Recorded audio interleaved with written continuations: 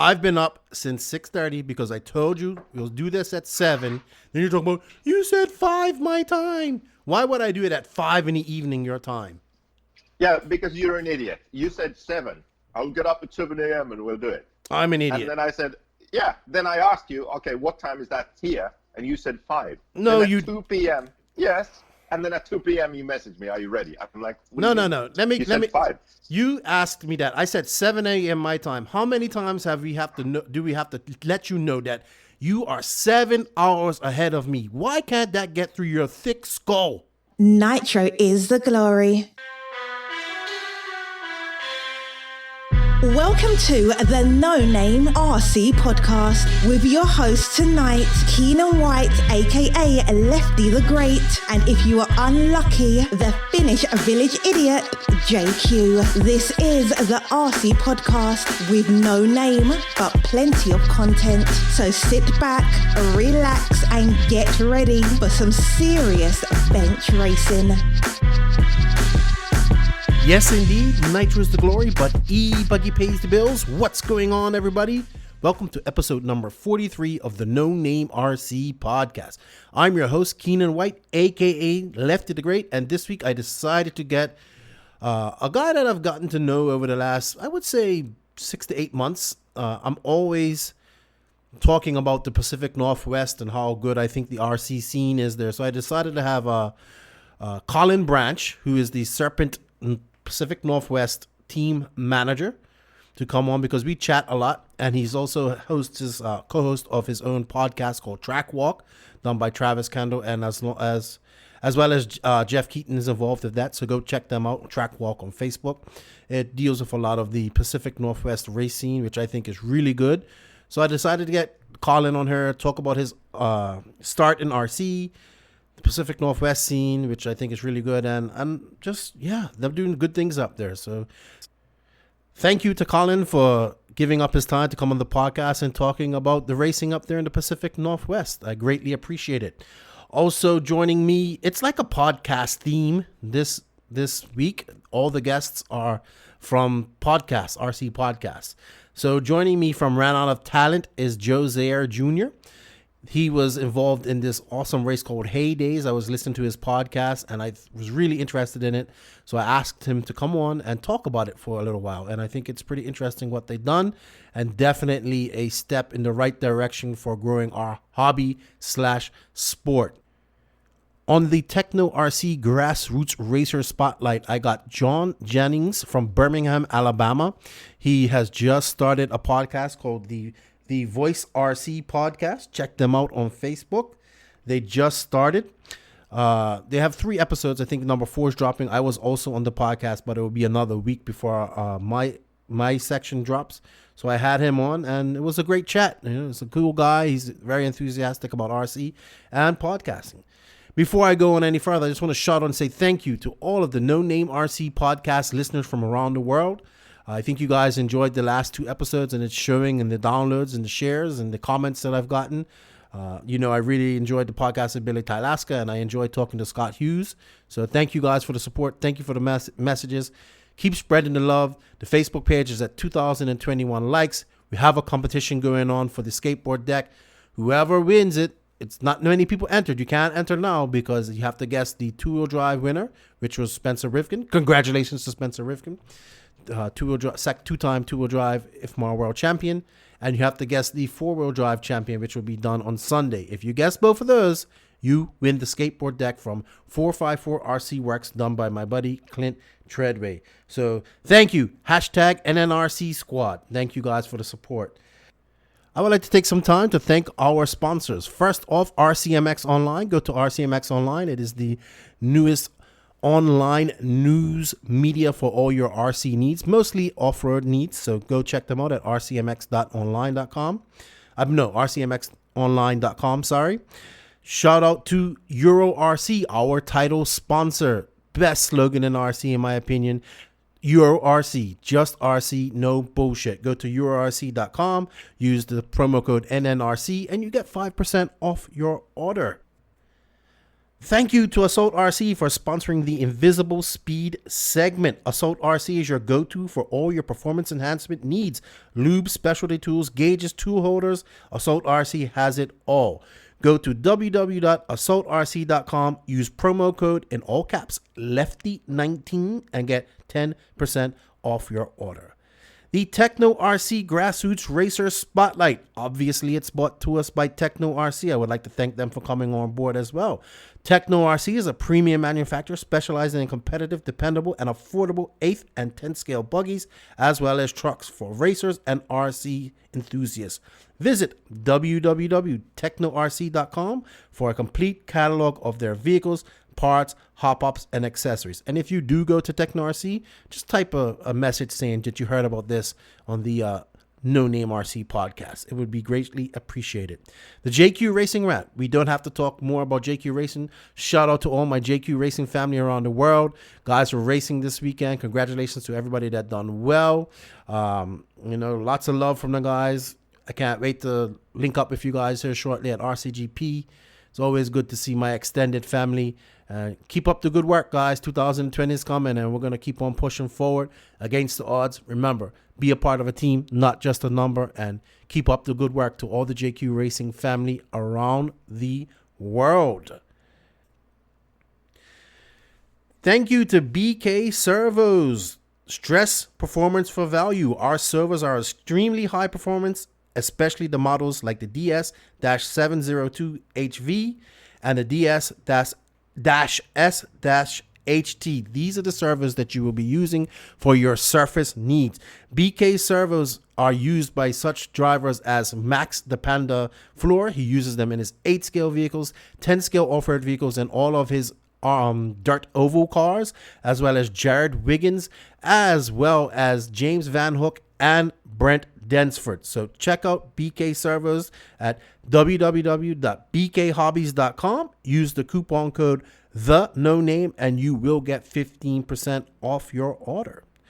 Bipolar Designs. Thank you to Jason Darling of Bipolar Designs for your support.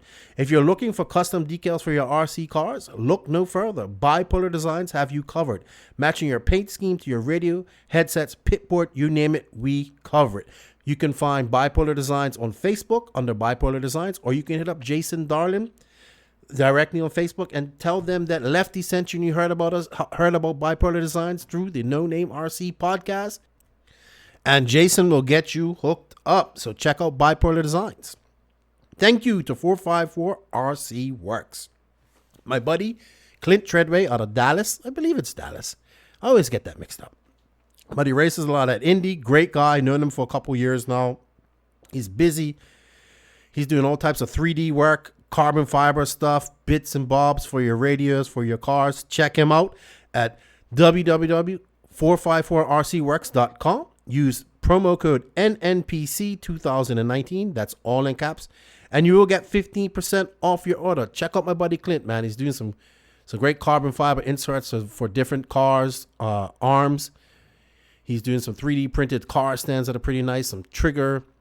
I saw one today. He was at the Southern Nats. My buddy showed me a picture of it. Like a cover for your trigger. He used it for his son because his son's finger was a little bit too small. So it helped extend the trigger a little bit. It's pretty cool stuff. Thank you to Papa Willie's Traction Tonic, our newest sponsor. And I like them. They're super active on Facebook. Follow them on Facebook because they're always posting stuff. And mainly Dirt Oval guys, but I think Dirt Oval is cool as well. So, Papa Willie's Traction Tonic has you covered for your RC tire traction needs. Whether you race on carpet, concrete or dirt, loose dirt, dry slick, or high grip surface, Papa Willie's Traction Tonic cures poor traction. I got it right this week. Yeah, they did traction compound for all sorts of racing, so not just Dirt Oval. Go to their website at www.papawillies.net. Check out all their products, and you can use promo code NNRC at checkout to get 10% off your order. Prepare for victory with Papa Willie's Traction Tonic. Thank you to Papa Willie's for coming on board. Thank you to all of our sponsors. It's greatly appreciated.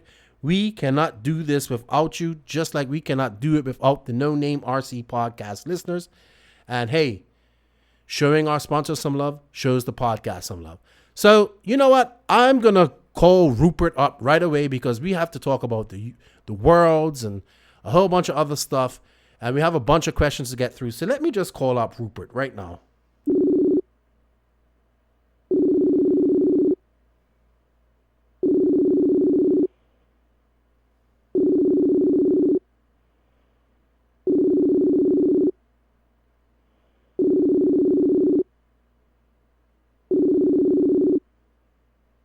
Hello?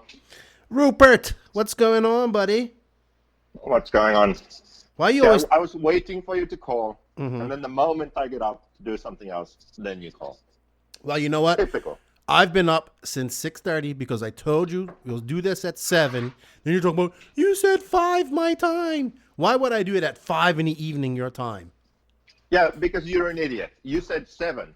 I'll get up at 7 a.m. and we'll do it. I'm an idiot. And then I said, yeah. Then I asked you, okay, what time is that here? And you said 5. No, then you... at 2 p.m. Yes. And then at 2 p.m. you messaged me, are you ready? I'm like, No. Let me. 5. You asked me that. I said 7 a.m. my time. How many times do we have to let you know that you are 7 hours ahead of me? Why can't that get through your thick skull?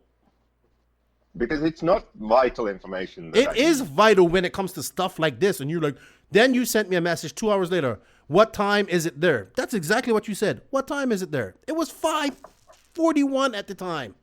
So I told you what time it was, and I said why, and you never answered in typical JQ fashion. What an idiot. Jesus. You can't read. I sent you a message. What time is that here? You said 7 a.m. and I replied, what time is that here? No. And you said 5. Actually, you did say 5:41. You just wrote 5:41. Actually. Yeah, because you asked I'm me like, that. This guy's an idiot. No, you asked me that 2 hours after I told you what time we were going to do it. So I was like, oh, why does he want to know what time it is here now? Does he forget that it's 7 hours behind every time he talks? My question was, what time is that here? You know what? What time is it over there right now? Just shut up. Jesus Christ. You know what? I'm going to be seeing you shortly. And just remember, all this torment and torture that you've been giving me for the last few months since DNC, payback's a bitch, buddy. Payback's a bitch. You're going to get some payback. That's for sure. What kind of payback? I don't know. It's going to be involve like physical violence. Pretty sure about that. You're not going to pay back some of the salaries I've paid you? No, because I earned that. Okay. Well, let's get a move on. What do we have to report? So anyway, Joseph, what you been up to this weekend? My favorite thing. I've been designing. Yeah. Designing sheesh. Yeah. I got to see all the designing that you've done when you get to California. Because that every time I talk to you, I'm designing. So you better have a bunch of stuff to show me when we see each other. All this designing that you're doing. So so did you that Southern Nats, man? Let's just go over that real quick because we have not too much news to talk about. Obviously, we'll touch on the Euros that happened yesterday, which was pretty cool, 2-wheel drive. But man, you know what? It's not Euro. I know I keep making that mistake because it's just slips off the tip of my tongue. It's in Europe, so I automatically think Europe. Euros, the worlds. I apologize. I'm an idiot. Southern Nats, dude, man. That guy does the RC community a disservice by only building a track once a year. Because the guy who builds that track does such a great job.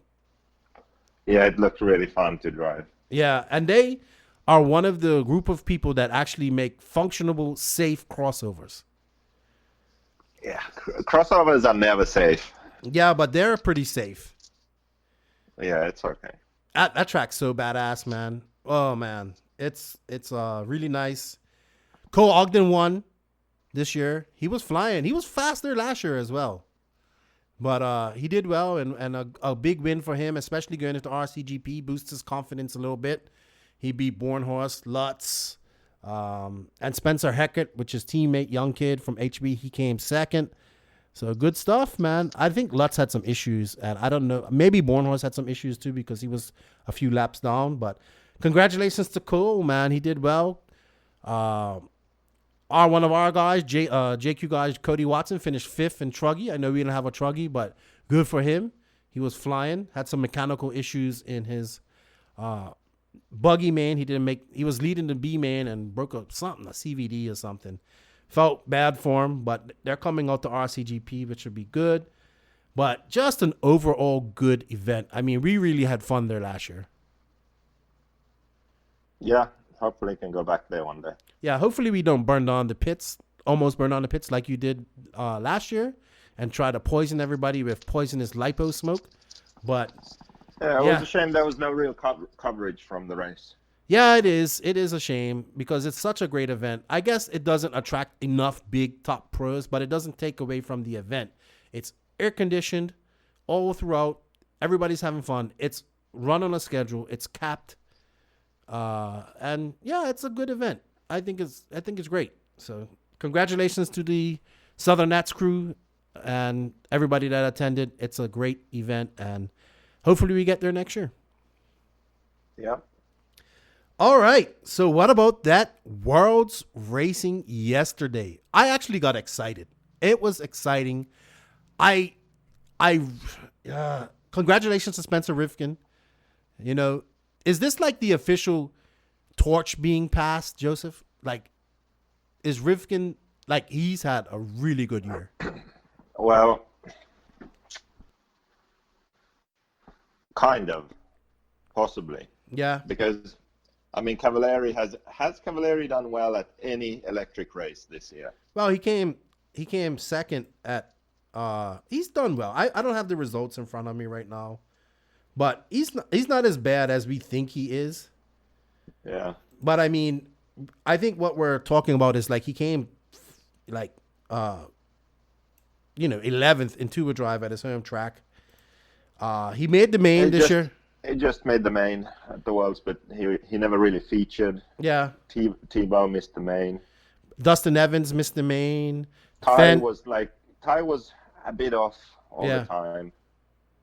Mayfield also, but he improved throughout the race. He did mount a charge in A2, and it looked like he was going to come and catch those guys. But, man. Yeah, but Rivkin and Ongaro, they were just heads and shoulders above everybody. Ahead of the rest. Coelho had fast laps, but just kept making mistakes. So. Yeah, it seems to be like Rivkin's been on fire this year, man. Wins the Nationals, wins two-wheel drive Nationals, Fuel Nationals. Now he's two-time two-wheel drive champion. Yeah, he is a perfect example of not being a fan, like you said, not being a fanboy and being a champion. He's putting in the work, and it's paying off. And Ongaro as well. I mean, Ongaro barely drives two-wheel drive. Let's be realistic. Yeah, that's why it's even more impressive, because he doesn't really race two-wheel drive. He did the Euros, a bit of practice probably before that, and now the Worlds. He doesn't really practice much two-wheel drive. He races, 2-3 times a year. And that's only been going on for the past, 3 years? Maybe? I mean, this is his best year in two-wheel drive by far. But, in 10 scale, period. But it's just pretty amazing, dude. I'm sorry, man. I don't know, man. He's just amazing. Like, and nothing against Rivkin. Like, he drove well, but it was really hard to overtake on that track. And, Spencer got out to the lead. He defended his lead well. You could see where Ongaro was trying to overtake him. And the cars were just on so much of an edge because of the tires and whatnot. You can see it when they were driving in the corners. Like, for me, I kind of saw the corrections that they were making. They were smooth, but, oh, man, it must have been so hard to go the speed that they were doing and not just completely wash out. Yeah, they were actually really evenly matched. If you look how close they finished all the mains, and it could have easily gone the other way too. Rivkin was just that tiny bit better, He kept it together in qualifying. He got 3 TQ'd the race, got to start first, made one mistake in the first main, so Ongaro won that one, but then pulled away in the second main, then made a mistake, but still kept the lead, and then just avoided mistakes and was lapping same pace as Ongaro. And when you do that, you win. Yeah. So it was really a really good performance by Rivkin. And then Ongaro, it's interesting to watch him because he has his sort of distinct driving style still, even though it's a different class and two-wheel drive. But he's sort of, if you go back and watch those mains, you watch Rivkin and Ongaro go run when they're close. Ongaro's line choice is different. He opens up his corners more. So he does. He goes wide, yes. wide, and then sort of flows close to the apex, but flows around the corner. And he places his car in a way where it's less point and shoot and more sort of maintaining his speed, flowing around the track. It's interesting to see that. That's a perfect example of the Euro corner speed that we keep talking about. Yeah, but it's interesting that he's able to do it with a two-wheel drive, which he doesn't have that much experience in racing. And then you can also see when he sort of steps it up a bit, it's he's still doing the same thing, just a bit faster. And then you just see suddenly like a few corner combinations, and then he's right on Rivkin again. Yeah, it's really amazing to watch. And coming in third was the Japanese driver. Yeah, Sugiura. I haven't really even. I've never heard of him until. I don't really remember his name, and I asked some guys, and they said, yeah, he's been around. Like normally he's towards the back of the A mains or in the B main. So this is for sure his best race ever. He was fast in qualifying. He kept improving. Qualified third, and then in the mains, he was actually really solid in the mains. It was crazy. He got taken out by Coelho in the second main. And go figure. And then he didn't have a great start in the first main either. But he still finished top 5 in both of those, and then the last one, he just drove really well to get third. Yeah, it's good to see different people. Yeah. No X-rays on the podium. Do you think Uri was upset? I'm sure but honestly, I think two-wheel drive is a bit of an afterthought for them. It's a bit of a bonus. So now it's sort of worse because it's run first, so it looks bad. But I don't know if they were really expecting too much from two-wheel drive. Well, they had. Of course, if they do really well, then it's great, right? But even this result, I don't think that. Yeah, it stings right now, but after the event, I don't think they'll care if they do as well as they expect in four-wheel drive. Because in four-wheel drive, they are more of a favorite, I think. Yeah, but two-wheel drive is bigger than four-wheel drive. Period. Yeah, but it's not it's not bigger in Europe, and for X-Ray, they've never really been as good at two-wheel drive. I don't know if it's more a driver thing or if it's the car, but they just haven't been as good at two-wheel drive as four-wheel drive. I think for Bruno, he's a better four-wheel drive driver. So the fact that he was, able to turn the fastest laps in two-wheel, I guess that's already a good thing. Yeah, he just couldn't keep it together for 5 minutes. Super impressive. Another thing that shocked me was a lot of 10 scale specialists outside of the main, like Dustin Evans. He's 10 scale only. To go to Fenn, this is a class that he shines in, Yeah, I think the track was a bit different to your typical 10 scale track because it was so big, so the speeds you're hitting everything are different. And in my opinion, the track is too big. There should be some sort of rule for 10 scale. I don't know exactly how to do it. Maybe the size of the track, like a rule for the maximum or a rule for a maximum lap time. Because in the for the European Championships, we have raced on 8-scale tracks, and it sucks. Or even the Italian track, it's not really an 8-scale track, but it's not really a 10-scale track either. It's too big for 10-scale, too small for 8-scale.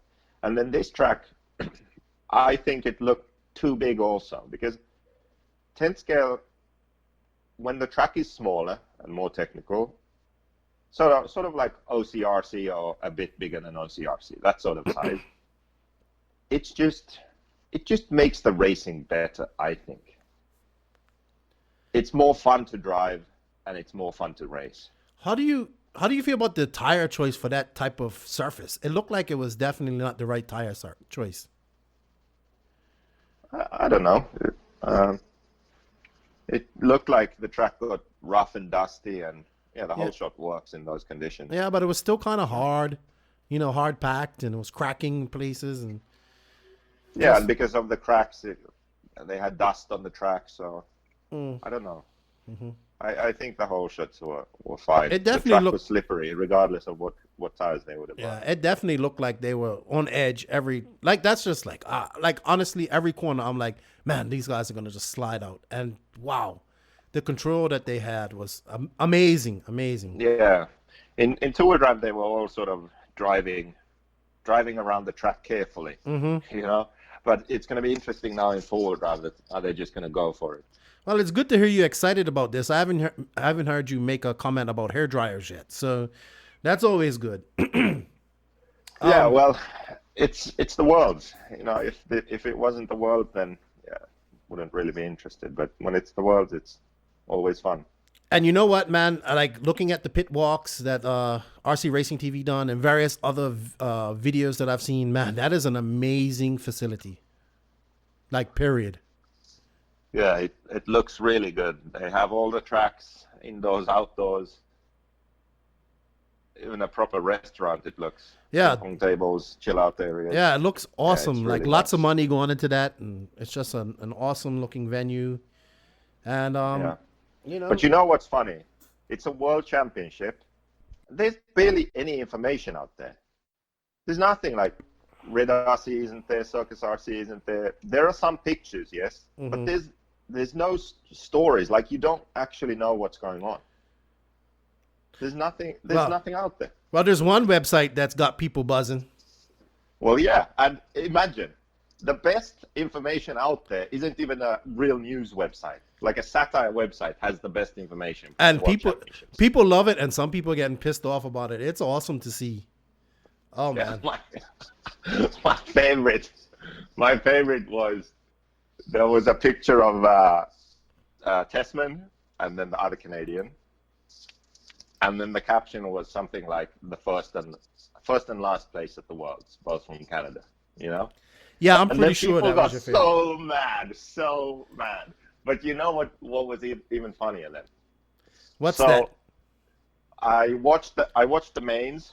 I watched the mains like after they happened, actually. But I didn't want to know who won. So I was sort of fast forwarding on the YouTube thing. And then they started with the lowest main. So I saw the lowest main, and the Canadian dude, guess where he finished? Oh, I'm not even going to. You know what? That's enough. Yes. E-buggy you. No, listen.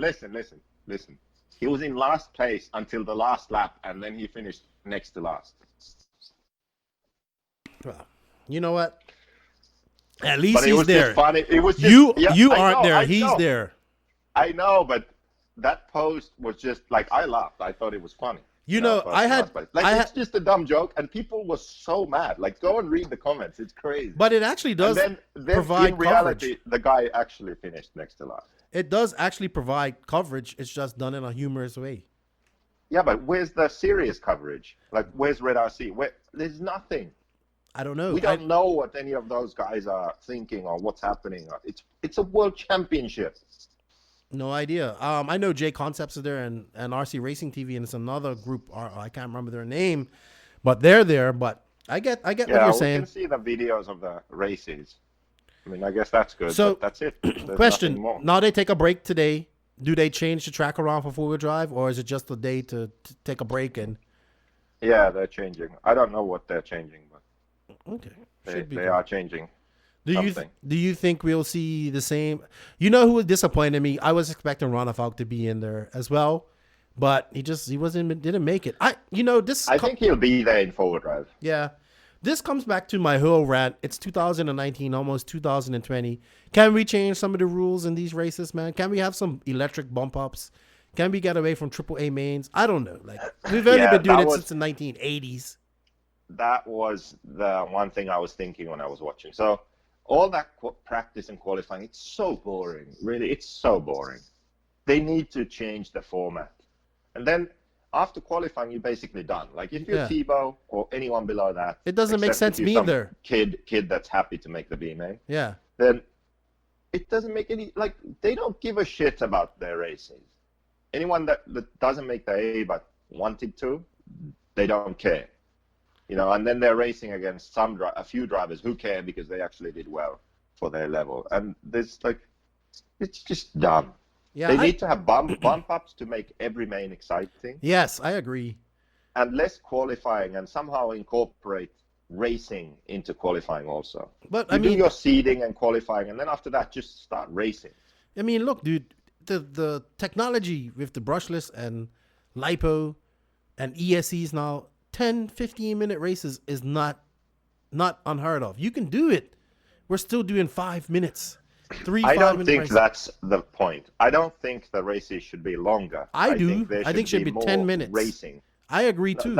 No, because that changes the whole thing. I actually like that the races are short, because it's like, it's a short time. You can't make mistakes. You just go for it for 5 minutes. The cars, in the good races, the cars stay close together, small gaps. Well, you know what, It's Joseph? good, you know? There you You go. don't need to make it long. There's your next project. Think of how we can make it where they have bump ups at these races. Yeah. There you go. That's Like your a challenge. world. Yeah, that's your Maybe challenge. send EFRA a proposal. I didn't ask you to do it rule, now. rule change. Yeah. Rule change for 10 scale.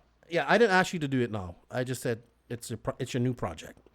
All right. Yes, someone needs to do it, right? Yeah, somebody needs to do it. So we have some questions we have to answer this week. It's becoming a very popular segment that we need to make it an official segment. So good stuff. We have some.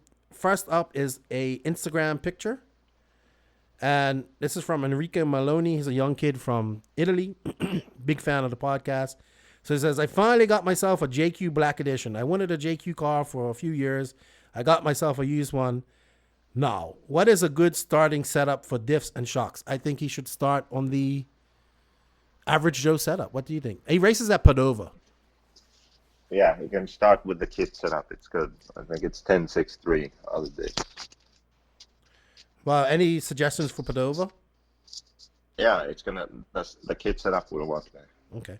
There you go, Enrico. You can find that on stories.jqracing.com. Or Yeah, and when you go there, you can also all the setups are there. So the kit setup, and then the starting setup for the team, and my setups, and the guides and they're all everything there. else. Right, RC, cool guy. He just became a fan of the podcast. Was talking to him the other day. He says, "What RTR should I get for my son?" And he has a picture of a Losi Truggy and a JQ RTR. Obviously, we're gonna say the JQ car. Obviously, yeah, and nitro. You can get that from beachrc.com. Kyle Predmore, AE fanboy, was on the podcast last year. This was before the Worlds was finished. AE, TQ at the Worlds. Yes, they were. AQ was dominant. AQ. Jesus, I'm always messing things up. AE was dominant at the Worlds. That's for sure. Gary. Yeah, it's amazing. It's actually amazing how good they are at the Worlds always. And the funniest, you know what's special about Associated? They get all these kids. Like when there's a good young driver, just about always they're running Associated. And then they don't even need to pay them, do anything. Like they just stay with Associated, you know, until they get really good, and then they start supporting them more. Yeah. It's kind of like Kyosho used to be that way. A bit still in 8 scale, but before they definitely used to be that way. Like when Ronnefalken was coming up and those sorts of kids, they just run Kyosho. Yeah. And that's it. Yeah, they have. Kyosho didn't really need to do anything. AE has a really good worldwide program. Was in the UK, it's good too. Really good. Yeah. So. Yeah, they have a lot of talent. Okay, Gary Wright. What's the best way to adjust brake bias, and when do you want an even 50-50 on a track on a? Wow, hold on, Jesus. What's the best way to adjust brake bias, and when do you want an even 50-50 on a track's traction or more front than rear? He's basically saying when do you want to adjust from 50-50 or to different brake bias front and rear? I guess these days everyone tends to run pretty much 50-50, because that way the car stops, but it doesn't push or the rear doesn't swing around. So pretty much 50-50. And to adjust the bias, if you need to adjust it on the JQ car, it's really easy. You get those easy adjustment linkage things, and then you just rotate them with your fingers. So it's very fast and easy to adjust the bias. Okay. Joe Scales, he says, is it true that if you don't use it, you do? If you don't use it, you do in fact lose it? Yeah, I guess so. Ryan. Yeah, I think so. Yeah. Ryan Van Riper. Why do dudes wear skinny jeans? I don't know either. Well, okay, so here's the thing. Who the hell is controlling fashion? I've asked this question before. It's really strange. So men start wearing skinny jeans, okay? Ridiculous. Where did that come from? How did that start? Women start pulling their pants up into their armpits, making themselves look like complete retards. Who started that? Why is that a thing? I actually find that attractive. Pull up their pants over their belly button. It looks so stupid. It looks like your legs end in the middle of your back. I find it attractive. Dumb. Oh my god, it's terrible. Now, you have to there are very few examples of that actually looking good. Well, don't come to the DR then, because it's very popular here. I'm sure it is. It's horrible.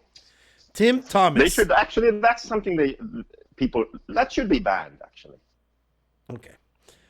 Tim Thomas, please explain the left turn and how it pertains to the right turn. Love the podcast. Yeah. He's making.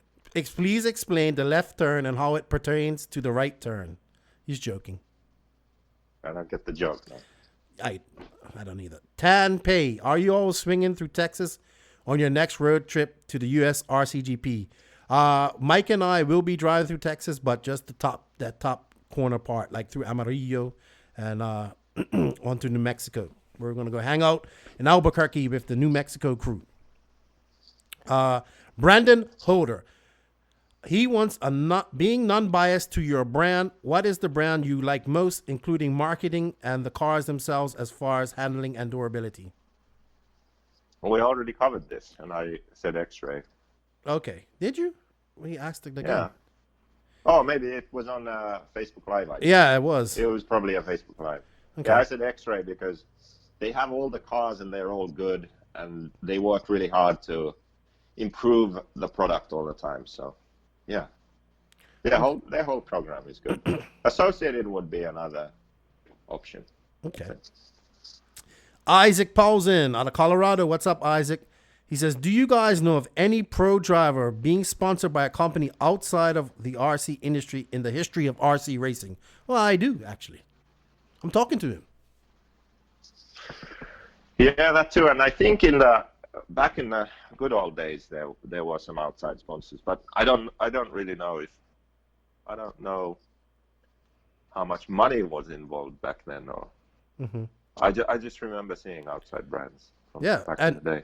And you kind of was sponsored by Skull Candy at some point, some way, somehow. And Arma Energy. And Arma Energy. Your whole team was sponsored by Arma Energy. So. Yeah, that was good. Yeah, it was good. Too bad it didn't last. Thank you, Hobbyco. It wasn't. I know it wasn't Hobbyco's fault, but you know. They tried though. Oh yeah. That was really lame. Yeah, but and now they're not in business, right? Yeah. No. There we go. Jeremy Pickett. Karma. I think he asked this before. Controlling or taming an aggressive, twitchy steering on high bike tracks, four-wheel drive in particular. Twitchy steering? I swear we... Yeah, I think we covered this last week. Yeah, okay. Last week. Edwin Ortiz. He was at Southern Nets. He was driving a JQ in the open class. He goes, are there any new companies joining RCGP for the next year? Can the U.S. get more than one race? P.S. I think RCGP is great, so fuck whoever think it's not. He's savage. Yeah. That's good. Yeah. So next year, I would think that all the current teams will remain, and there could potentially be 2 more. Yeah, that would be great. That would be great. Sean Richards, another JQ question. I'm highly considering a JQ e-buggy. Are there any major changes planned for it in the foreseeable future? Will the current platform stay the same for a while? And tell me why I should buy a JQ car. Was it e-buggy or nitro? E-buggy. E-buggy. We just released the new e-buggy. Mm-hmm. So it's going to stay the same for a while. It's going to stay the same for a while. So he should just get that. Yeah. People say that it's the best e-buggy out there. I don't know. That's what they say. Well, you need to drive it more than once yourself. Yeah. That's why I don't know. Are you bringing an e-buggy to California? Yeah. Okay. Well, that's it is your race e-buggy, right? It is your best class. Oh, you can enter at JBRL too. Oh yeah. Yeah, I can. There you go. Is Max gonna make it there in time for JBRL as well? Yeah. Good stuff. So it's gonna be you, Mike, Max, Dagani, and me doing nothing. Maybe I should drive your e-buggy then. Haven't raced in so long. See how he treats me? Won't even let me race his car. Won't even let me race his car. Just because I raced it once and I finished and you didn't tighten up the grub screw and took so long to put my wheel hub back on. I tell you. All right. Well, I think that's all that we have for questions. We do have one question for the Invisible Speed segment. So, hey, why don't we get to the Assault RC Invisible Speed segment? Joseph, what do you say? If we have to. You always got to be a smart ass. You are now locked in to the Assault RC Invisible Speed segment. Check out AssaultRC.com for the latest products for all your performance RC needs. Featuring the best lubes and specialty tools on the market. Use promo code LEFTY19 at checkout for 10% off your entire order at AssaultRC.com. Welcome to the Invisible Speed segment. This is the part of the podcast dedicated to all of your setup questions. If you guys have any questions that you want Joseph to answer setup-wise, we will try to get to them all. So this week, the question comes from Mick Wenberg. I think that's how we say his name. I'm really bad with names. He goes, I got a question for the JQ Invisible Speed segment, or the Assault RC Invisible Speed segment. He wants to know when shock oil versus springs, what to change, when, and why. Oh my God. Well, shock oils don't limit how much the car rolls, really, or compresses. It's just the speed at which it happens. So the thicker that your shock oils are, everything will happen slower, but the car will still roll just as much. So if you go from a loose track to a high bite track, your car is squatting and diving and rolling a lot. Going to thicker shock oils isn't going to solve that. You have to go to a harder spring. The harder spring will limit the movement of the car. Then, if everything's happening too fast, that's when you would go to thicker shock oils then. So they do 2 different things. So that's kind of my answer. What was the exact question? Jeez, you would do it? You need to listen. Jesus. I was working on something here. You never listen. Wow, hold on. I was busy. Yeah, you need to pay attention when we're doing these things, man. Take this stuff seriously. I'm gonna slap you.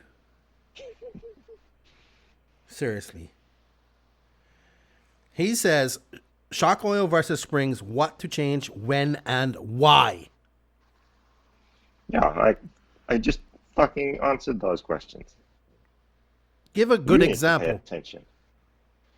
I did that too. I said when you go to a high grip track. How about ambient temperatures? Don't you change shock oils due to temperatures? If you go to a loose track, you would change to a softer spring potentially to get the car to roll and give it traction. And you also change shock oils due to ambient temperature? Yeah. So when the weather gets hot, you go thicker shock oils. When it gets cold, you go thinner shock oils. The viscosity of the oil changes. So for me, mostly change springs then. You don't really go up. I don't really see you changing much shock oils when you race.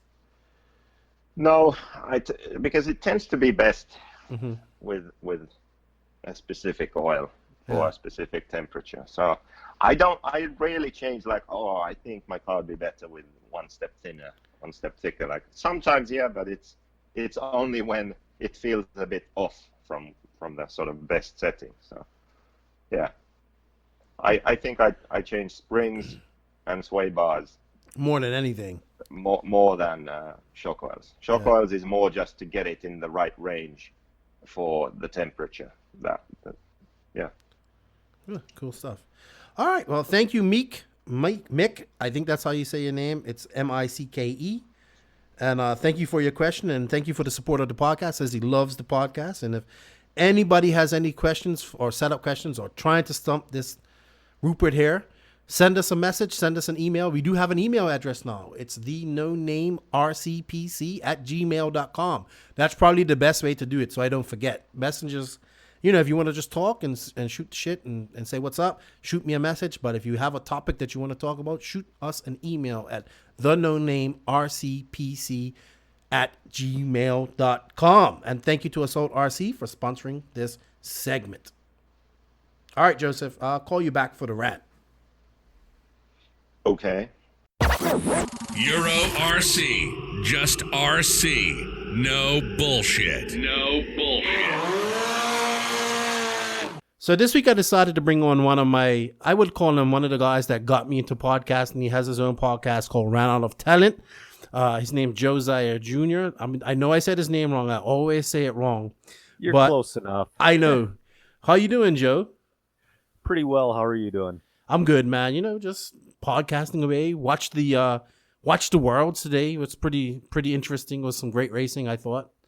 I watched Q2 and Q3, and it was exciting, but also a little disappointed. I thought like it looked like Ongaro wanted to overtake him so bad, but he just couldn't find a place to do it. Exactly. It's a single line racetrack, and what it looked like to me is, have you ever watched the large scale Euros, the 2-wheel drive buggies, how loose they are? Mm-hmm. It was similar to that with a little bit of old school NES RC Pro-Am action when they're coming off that short straight where the loop is back into the infield. Man, that took some serious talent just to get into that infield at the speed they were doing. Oh yeah. You can see the corrections they were making in every corner, and like the throttle. I can see like the throttle input. Like I was like, wow, these guys are really struggling. Not struggling, but you can see that the cars were just struggling for grip throughout those corners, man. Yeah, I was a little disappointed, but I mean, I kind of wonder if it's a mix between tire choice and dirt choice, and if you're going to run hole shots, you should bring in black dirt, in my opinion. Mm-hmm. I would have thought it would have been a little bit more loamy, I guess, if that makes sense. That was really hard packed. Right. Oh, yeah. It was cracking all across the board. But congratulations to Spenser Rivkin. He did fight off Ongaro. But, man, for a guy that doesn't race much 2-wheel drive, or much 10 scale, Ongaro is... badass, man. He's badass. But, so is Spenser Rivkin. 2 young guys, and they both run AE. It's their time now. I think so. Rivkin has, I had him on the podcast, and I said, you are a perfect example of not being a fanboy and being a champion. And I'm going to say maybe it's a passing of the guard. Right. Somewhat. I mean, obviously Mayfield and Cav and there's other guys that still get their wins, but Rivkin's on his shit right now, and it's not going to be easy to beat him. So, Good stuff. But I decided to have you on her because I was listening to obviously we've talked, and you was telling me about this race, and I was listening to your podcast yesterday about this race HayDays that you guys had. It's a race alongside a snowmobile or mud bog or something like that? There's a bunch of different kind of racing at HayDays. So let me get into a little bit. HayDays, the big draw for HayDays is the snowmobile swap meet and the snowmobile swap meet and the grass drags. Okay. Grass dregs? Yeah. Drags? Snowmobile grass drags. So like Okay. the outlaw snowmobiles are hitting 145 miles an hour and 500 feet. Okay, got you. So it's a really good time. They have a freestyle pit set up for like four-wheelers and dirt bikes and all that, and there's all types of things. Like there were 30,000 people there on Saturday and probably 15,000 on Sunday. Wow. People make their yearly nut just renting out spots on their farm to park. Yeah, it sounds like everything where an RC and race should be, in my opinion. It is. It really is.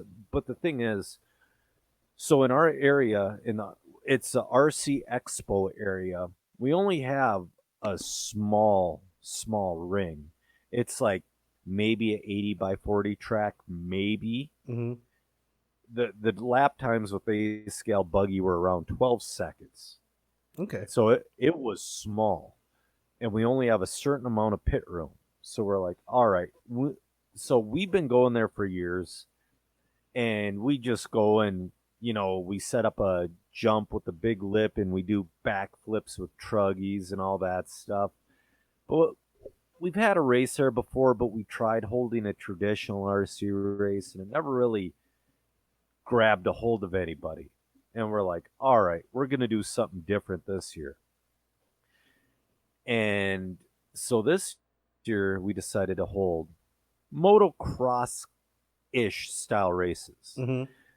So we had a joker lane set up that you were allowed to hit once a race. And that's where we started the races from, 3x3. Everybody went. It was heads-up racing.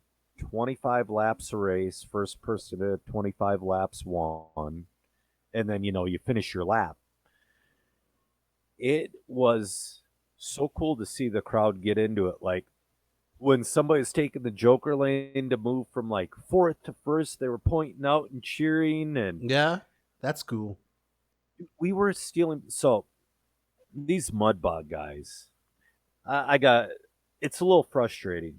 So mud bogs they set up two drag racing lanes, kind of, and you have two quads race against each other, and they're quads basically with tractor tires on them, and it's so slow and boring. The machines are okay. I've never really seen that, never been to that, so I wouldn't know. It's dumb. It really is, and you know what? People probably see RC and say it's dumb, right? And it's more for the racers. See, we're putting on a better show than them. Really? My issue. Oh, they were flooding from because we all raced at the same time. Mm-hmm. We were racing at 9, noon, and 3, and they heard me spazzing out on the microphone. So they'd come from the mud bog area and come over to our area, and they would stay the whole time. It was awesome. But my problem is they get $25,000 to run their stuff and to have a purse for the riders. Really? We got nothing. You guys need to ask for some money. That's going to happen next year, because if it doesn't, we're not putting on anything. And you see, the other benefit is, so when we weren't racing, kids would come up from the swap meet with either RC cars they just bought from the swap meet, or they'd bring cars from home. And dude, it was in between rounds, it was a Traxxas commercial on that track. That's awesome. That's so cool, because it shows, like, here are race machines, these 8-scale nitro buggies and truggies, that are the upper echelon of off-road. But still, people got excited, and they went out and got their Traxxas trucks and came out there and said, I'm going to have fun too. That's how we get people in this hobby, in my opinion, as well. That's right. And that's the thing. That's another thing. We only allowed, nitro buggies and Mhm. nitro truggies. And like I said before, we had the perfect group of racers. Like we had Connor Ehlers, who's been on your podcast. Yes, before. great guy. He's awesome.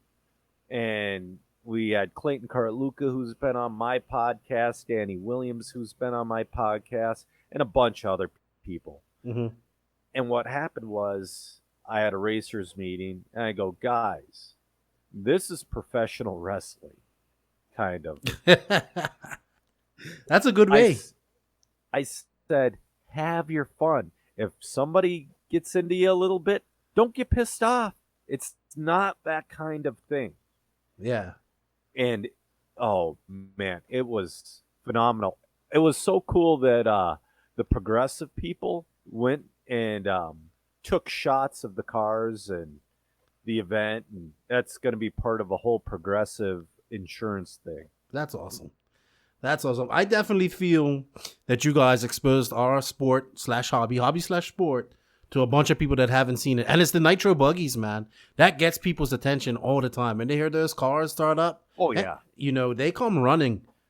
Go ahead.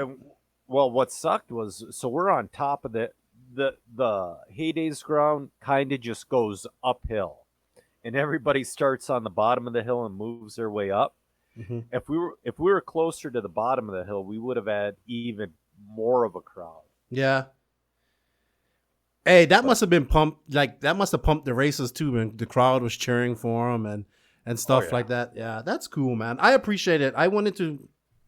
It reminds me of what they did for the Manufacturers Cup. I mean, on a smaller scale, but easy track. Get the crowd there. Make it fun for everybody. A big jump that they can see it, and show people what we're doing. Hey, so you exposed our hobby to a lot of people that didn't even know about it before. They probably thought that, these are Walmart cars or Radio Shack cars or whatever. Yeah. So, and also another suggestion I've had was people are like, oh, how much does this cost? I said, you know what? Don't worry about it. mhm. My best suggestion to you is go get $230 and buy a Traxxas Slash, There you go. and then learn to go from there. Because in Minnesota, every track has a Slash class. Mm-hmm. It's like, get a Slash, learn to drive it, learn to wrench on it, more importantly. Because I told them straight up, I said, you're going to break whatever you guys get. Yep. But what's disappointing is, and I didn't know this until the guy wasn't there selling kits, there's this old track in Minnesota that we used to love, but they shut down a while ago, called Wheel Brokers. Is a 10 scale track. And there's a nice on-site hobby shop there too. The guy kept his HRP distributor gig. Mm-hmm. Well, you can no longer get Traxxas vehicles from HRP. But what he would do was he would buy 50 to 60 kits, from X-Maxes to Slashes to Revos and whatever, and he would sell every single one. I bet. Because, people are there. Mhm. They go to the swap meet. They're expecting to buy a snowmobile or a quad, and they're sitting there with $4,000 to $5,000 in their pocket. And if they don't find what they want, or they find what they wanted cheaper, hey, here's a little bit of something cool to spend stuff on.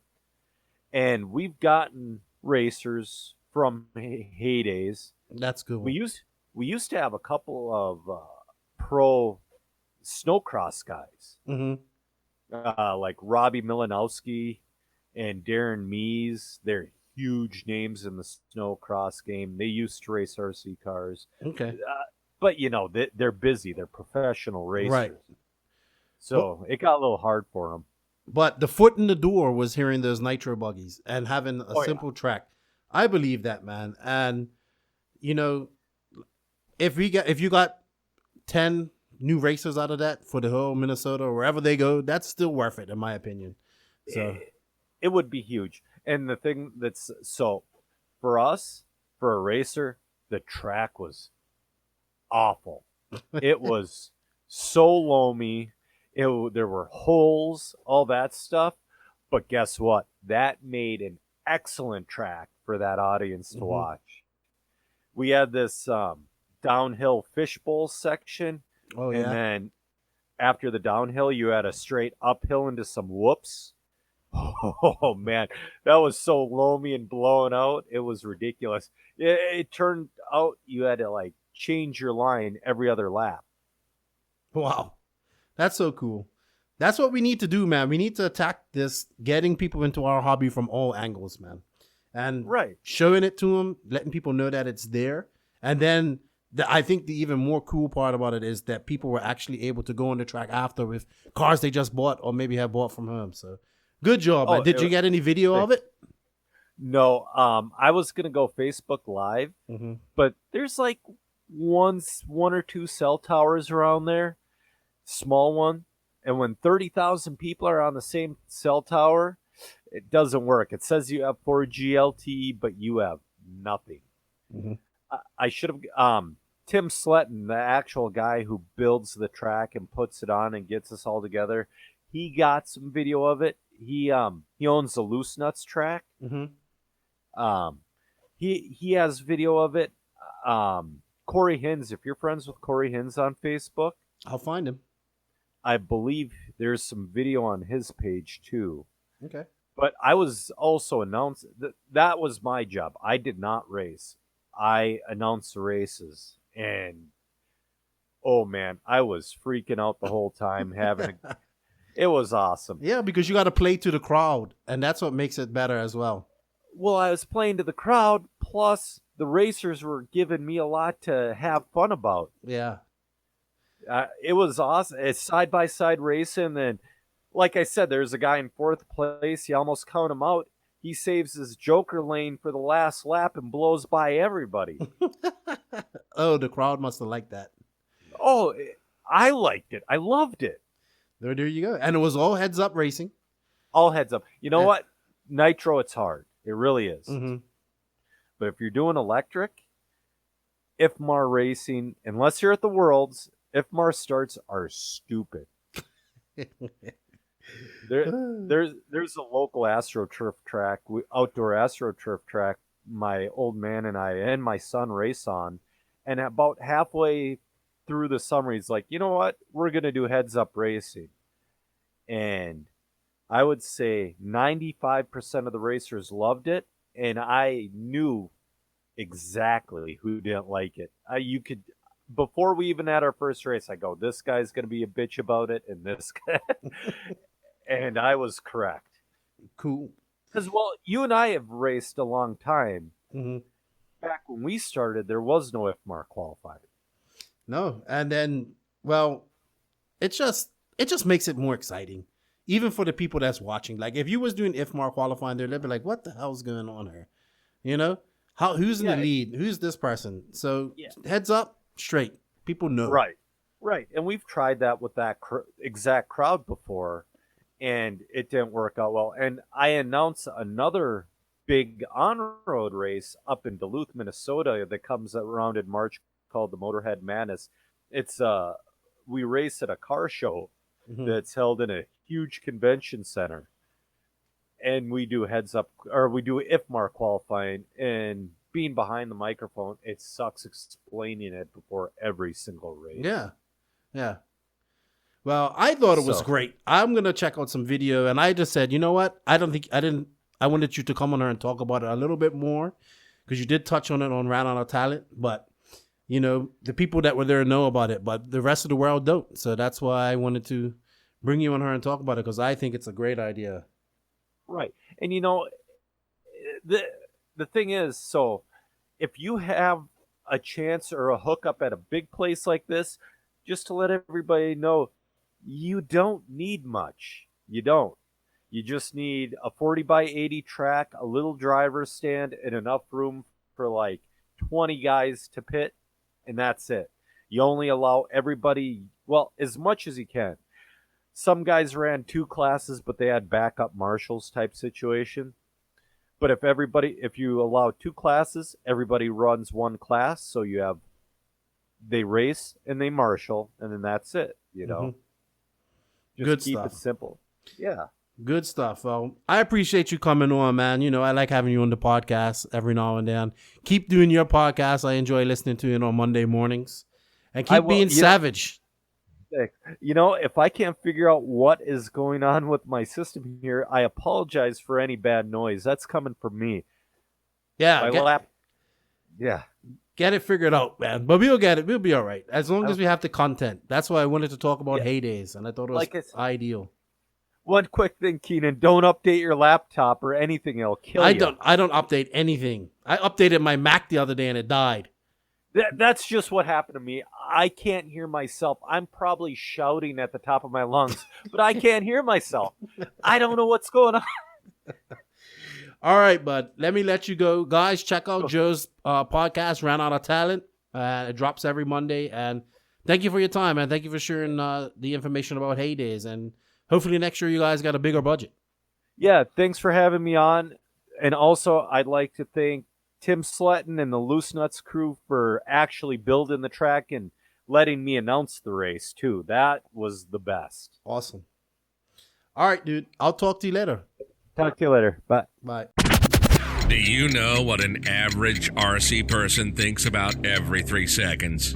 RC cars, of course. But who can blame us? We're excited about the good stuff, the cars that endure those long safaris, and the parts that make you that 0.1 seconds faster on the racetrack. Those moments to ourselves when we close the door to the outside world just to hear that high-pitched racing beast even louder. So this is for us, from racer to racer. Euro RC, just RC, no bullshit. Please go to www.eurorc.com. Use promo code NNRC to save you some money on your orders.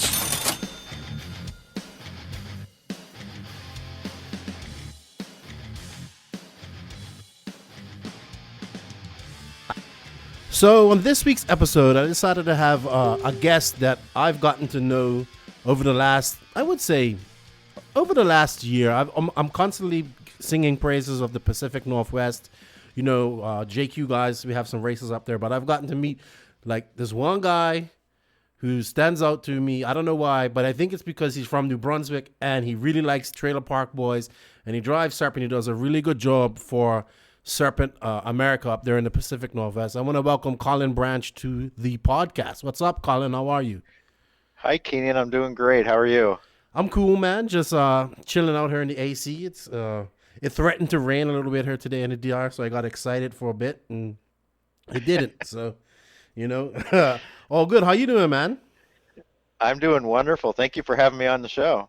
Thank you. I mean, I've been, and also, if you guys know, Colin has a podcast along with Travis Kendall and our own poop fountain, Jeff Keaton, called Track Walk. It's all about the Pacific Northwest. They're doing a great job up there. So you can check them out as well. I've been on the podcast as well. So what's up, Colin? Tell everyone, you're from New Brunswick originally, right? Right. New Brunswick, Canada, right up above Maine. And I grew up, born and raised there. And then I moved away from there when I was about 23, I think. I moved all the way west to British Columbia. Okay. Did you race RC cars in New Brunswick? I did. That's where I got my How did that start? Well, I think I was probably 11 or 12, and one of the neighbors, one of the kids, had I don't know if it was a Fox or some sort of Tamiya. It was, he had all of them eventually, everything from the Bruiser to the Fox, the Frog, and everything else. And I saw him running it up and down the street, and I was instantly hooked.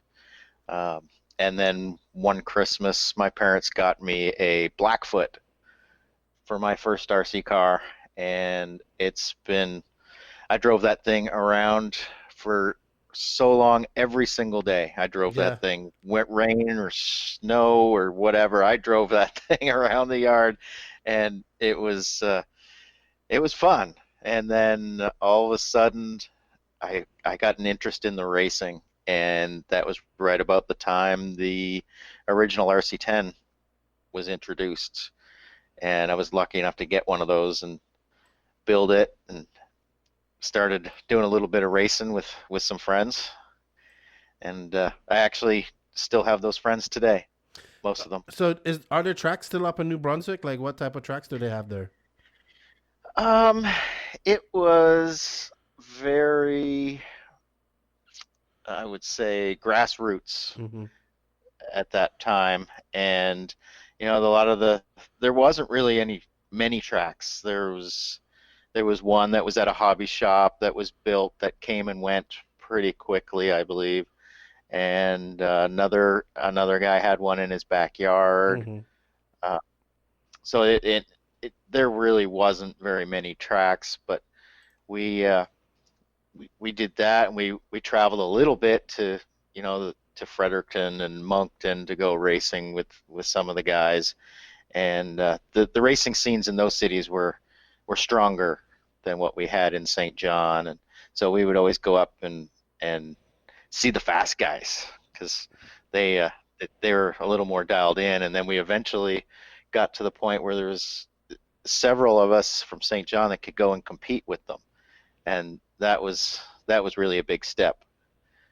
And then oval in the winter, carpet oval was a thing, and we set up a oval track in a gym or something like that. And then up in one of the other cities, there was a really nice carpet oval track, and we would go up and race there every once in a while. But the off-road stuff was always my love, kind of where Okay. it came from, where it's always been. So then when you moved to, was you just doing electric at this time, or was you venturing into nitro? Yeah, no, there was no nitro in my life at that point. I just remember looking at magazines and seeing some of the nitro cars and thinking that, man, that's crazy. Yeah, I don't I even know thought how the that same thing thing. works. So. I was like, man, I think it's so cool, but I don't know. Like, we used to have the nitro boats, and my neighbor used to have one. He used to crank that thing up all the time. I thought they were so badass, man. I really wanted one, but I was just at the time, it was just way like I understand why people are nervous to get into nitro nowadays. So, but back then it was way harder. So, for sure. Yeah. So Yeah, and then sorry, go ahead. I got closer to being 16 and getting my driver's license, and figuring out that girls didn't really smell that bad. So yeah, so the RC stuff kind of got put to the side for a little bit, and I didn't realize it at that time that RC would eventually become the biggest thing in my life. But yeah.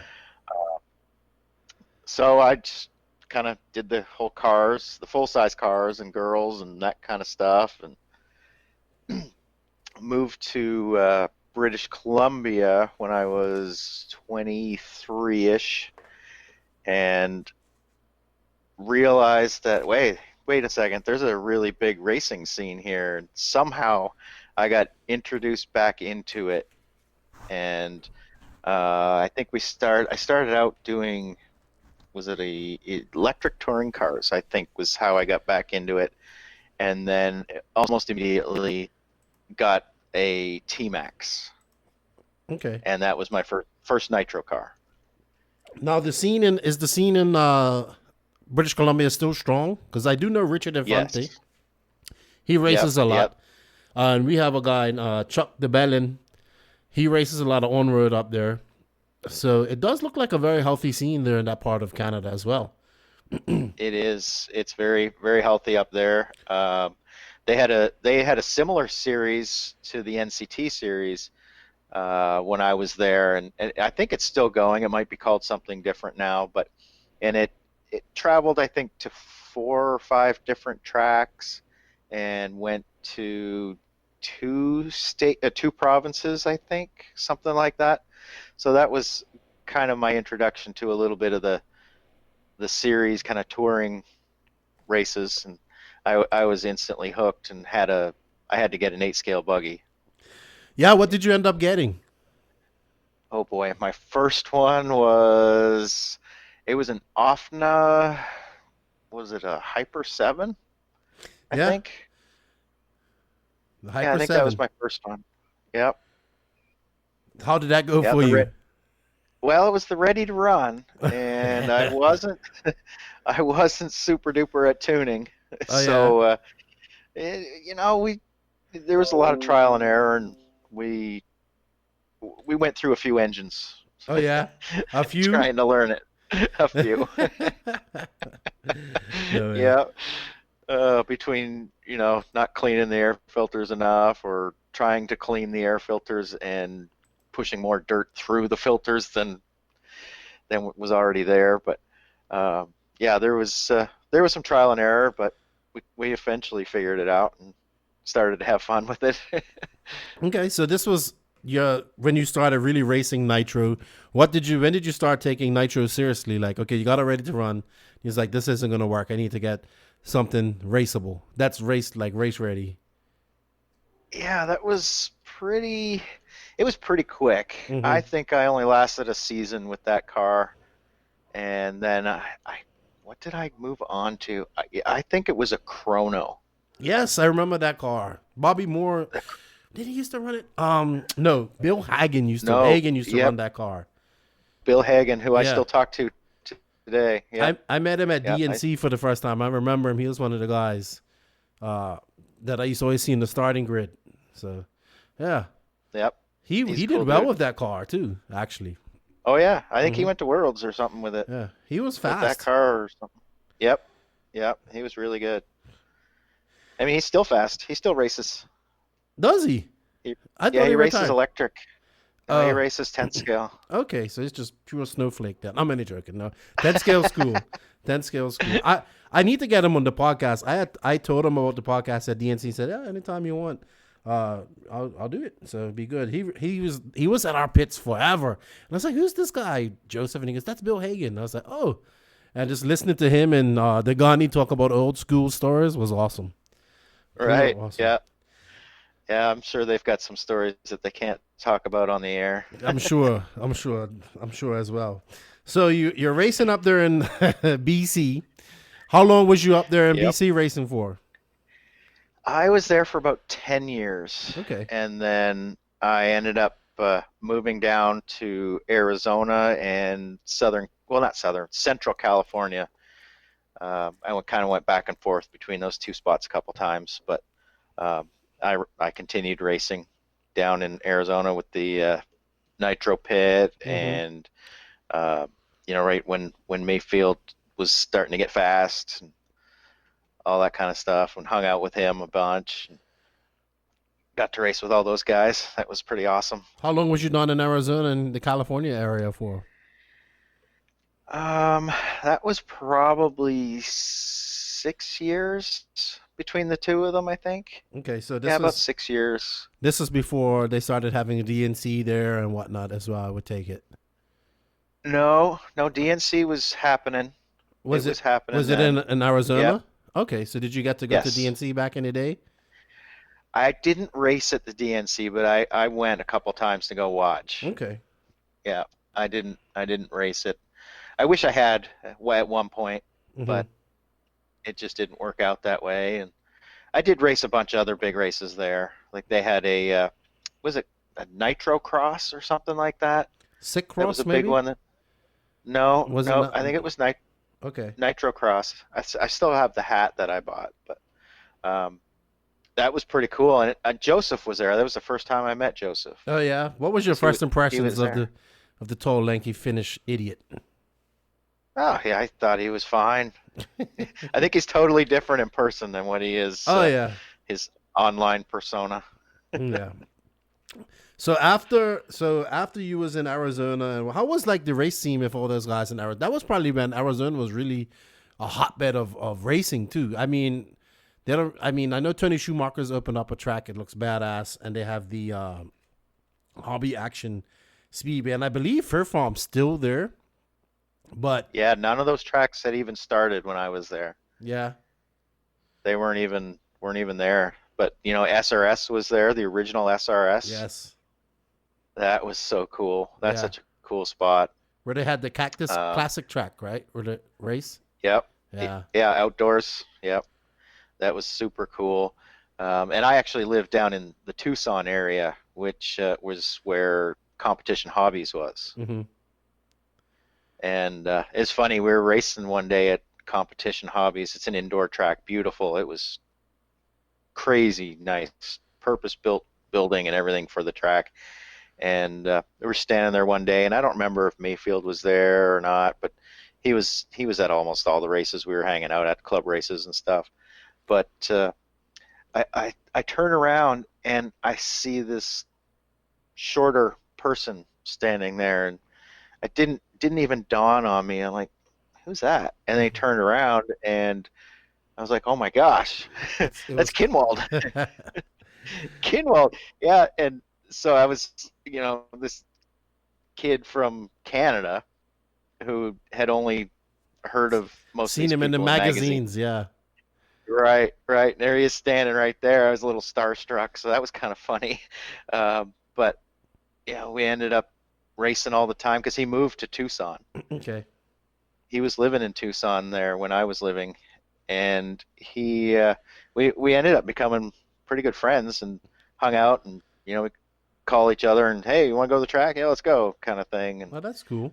so yeah, he was so cool just to watch the way he works on his stuff and the tinkering and all the interesting things he's testing and trying, and his knowledge is just beyond anything that I could even imagine at the time. It was crazy. Yeah. But I've only heard the stories, dude. I never got to meet him in person either, but yeah, there's definitely a tinkerer and always trying different stuff and inventing new things. I mean, cutting tires and all that. I couldn't even cut tires and glue them back together. I would just make a mess. So yeah, good stuff. So I've ruined a few sets myself. So after your time in Arizona and California, you decided to go up to where you are now in the Pacific Northwest, which is, still is BC area, but in that little hotbed of racing right now, that I like to call it. So right. How did that come about? Well, I needed to get out of the heat. It was too much. It was too much, and my then wife, my now ex-wife, and I decided to move up to the Portland area. And we had a new daughter, so I think she was only 2 months old when we moved. So the RC stuff kind of was on the back burner at that point. Mm-hmm. And we got up here, and there was a few tracks around down in the Portland area, and the one that really got me in trouble was the Time Zone outdoor track. I think we've talked about this before, and I think you actually mentioned it on your episode last week or something like that. But the outdoor Time Zone track is what really got me in trouble. They started running. Well, they were running. Was it the GT cars? Oh yeah, I know what you're talking about. The 8-scale nitro cars based off buggies, pretty much. Yep, exactly. Okay. And that just got me hooked again. I'm telling you, man. I heard Jeff say it on your podcast. It's like a drug. You can go, but it always comes back. Well, it is, man. You leave RC, but it never leaves you, man. You eventually come back. That's right. Yep. I've been in and out a couple times, over the 33 or 34 years or whatever it's been, and I just can never get away with it. Now, over the last, 5 years, I just said, screw it. I'm all in. I'm not even going to hide it. I can't deny it. I'm all in. So GT got you in trouble. How long did you do that for? Until I got divorced. Okay. So maybe that led to the divorce. I don't know. Like RC does. Yeah. RC and divorce kind of has a thing that goes with it too. Unfortunately. Yeah, a little bit. Yeah, we get so obsessed about it, man. I honestly think, I tell my wife all the time, when I used to really be on my cars, wrenching on them and all that stuff, But I think you're jealous of these cars. And she'll go off talking crap. I'm like, yeah, see, you're jealous of them. I know. But yeah, man, RC does break up some marriages, unfortunately. But yeah, well, I mean, there was other factors as well. Of course, but... I'm gonna busting your balls, but it does, it does. So, on road, had you raced on road previous to this? Yep. I had done some on road. Well, in BC, there was no off road in the winter, so we had to go indoors, and it was temporary carpet on road. Okay. So we raced on road in the winter, and outdoors dirt in the summer, and that was kind of the thing how it went. And then moving back here to Portland with the Time Zone track, they had an indoor track as well, carpet track, which the Nats were at one point, and that just got me even more hooked on the on road. So touring cars, indoors, outdoors, summer, winter, I was doing that quite a bit. Went to the Reedy on road race, that kind of thing. So, and then a carpet off-road track opened up in Portland. It was called Premier RC or something like that. And Bruce and his wife opened that track up, and I was instantly hooked on the carpet off-road. That was that got you hooked. Changer. Yep, that was the game changer. It's fun, dude. It's fun. Like, I people say it's not real off-road. Well, I kind of thought like that till I got to do it in England, and I was like, oh, this is fun. Like, yeah, tires. I mean, okay, you have to change tires, but I mean, you don't have to go searching for different tires. You can just, when I was there, these certain tires worked or this worked, and that was it. And set your car up. If you didn't really crash too bad, you didn't really have to worry about too much. It was clean. Had a little bit of, we had AstroTurf, a little bit of green fuzz on it. That's about it. Yeah, that's exactly it. They started out running on ozite. They had ozite at first, and we were running slicks with sauce. So that was a different game as well, but it was great because the tires lasted a long time. And, they also took the jumps off and tried to run on-road as well. But the on-road scene wasn't that big, and it didn't really take off at that track. But and then it went to it got sold to a different owner who switched it over to pin tires. And then I'm not sure what happened, but the track closed eventually, and so that went away. But that was me back in off-road. And then I didn't really get back into the nitro again until it was probably 5 years when we moved back up here to Seattle. And actually, before I even moved to Seattle, when I knew I was moving to Seattle, I had my 8-scale buggy already built. Why was it? Is it just that up in the Washington area it was more popular, or? Yeah, there was no track close to Portland to make it worth doing. But I knew that they had the Burlington track up here in the Seattle area. It's about an hour north of Seattle. So I knew I was going to race that. I was going to race that track, and I was going to run nitro. So I had my car and everything all built before I even moved. And it's been crazy ever since. It's got into the NCTs. Yeah, you're super active on social media, man. You run Serpent. You're the Pacific Northwest, might as well say West Coast team manager for Serpent, and I've been enjoying your build on the new car. I've been paying attention, and Joseph always says to me, "Man, the Serpent car is really nice, Keenan. It's really nice." He's been saying that before he even started saying on the Facebook Lives. So, right. and I think him and Billy have a bromance going on. I'll have to talk to Billy about that. You know, I've been trying to get Billy on this podcast since the second episode, and he's still. Oh, really? Yeah, it's like, I'm busy. I think he's scared to come on her. It's like, I might say something I don't want to say. I was like, so what? Like, that's what, you know. Billy's a smart guy, but He's super smart. Yeah. Yeah, you are very super active, man. You have Speed Freaks. Is that what it's called? It's like your hobby shop, I want to say. Or Yeah. I do my own hobby shop.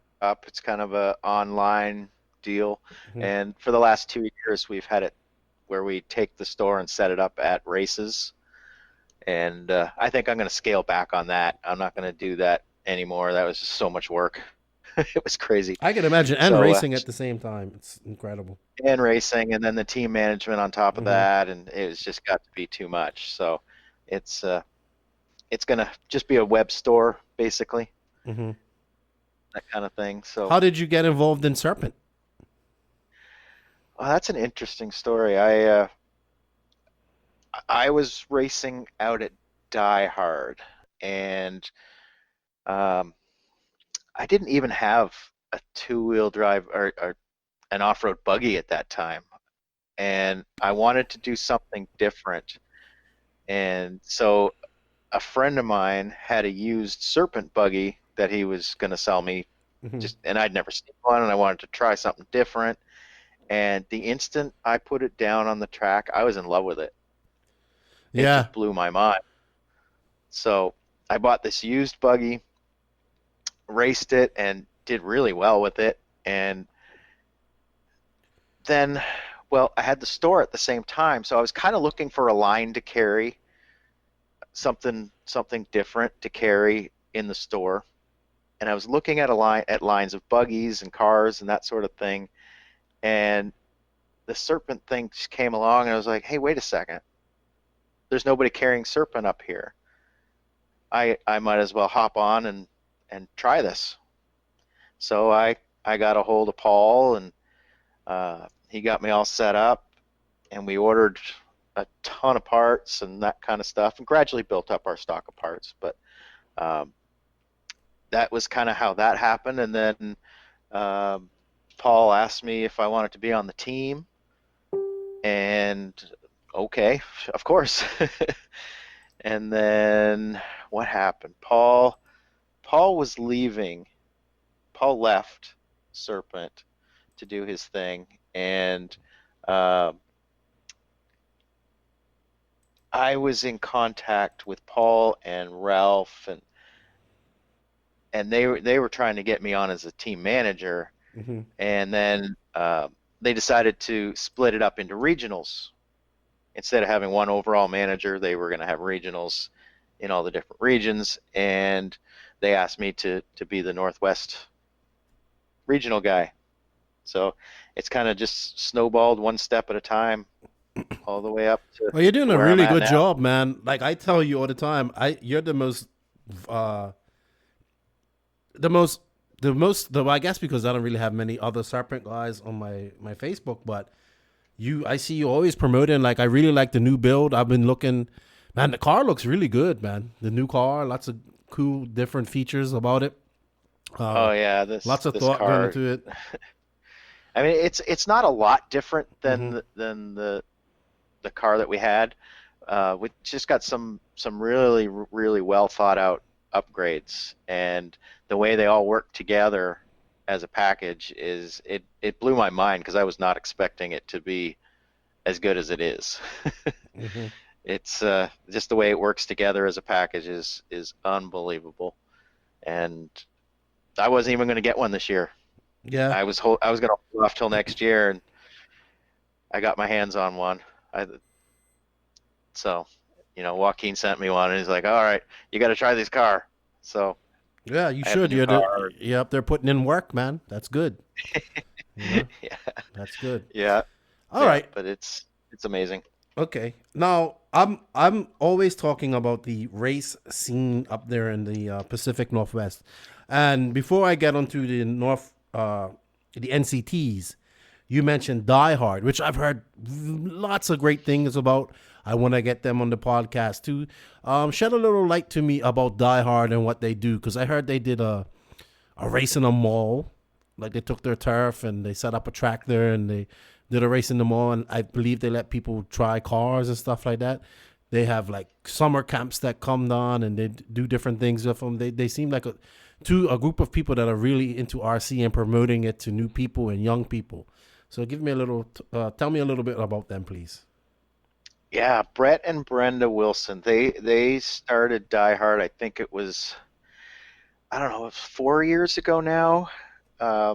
After Mike's RC closed, I believe is when it happened, and they wanted somewhere to race, and they were looking for places and trying to decide on what to do, and I'm not sure exactly how they got onto the turf thing. I think maybe they went and ran a race or something at a indoor soccer kind of facility. Okay, so it had turf already.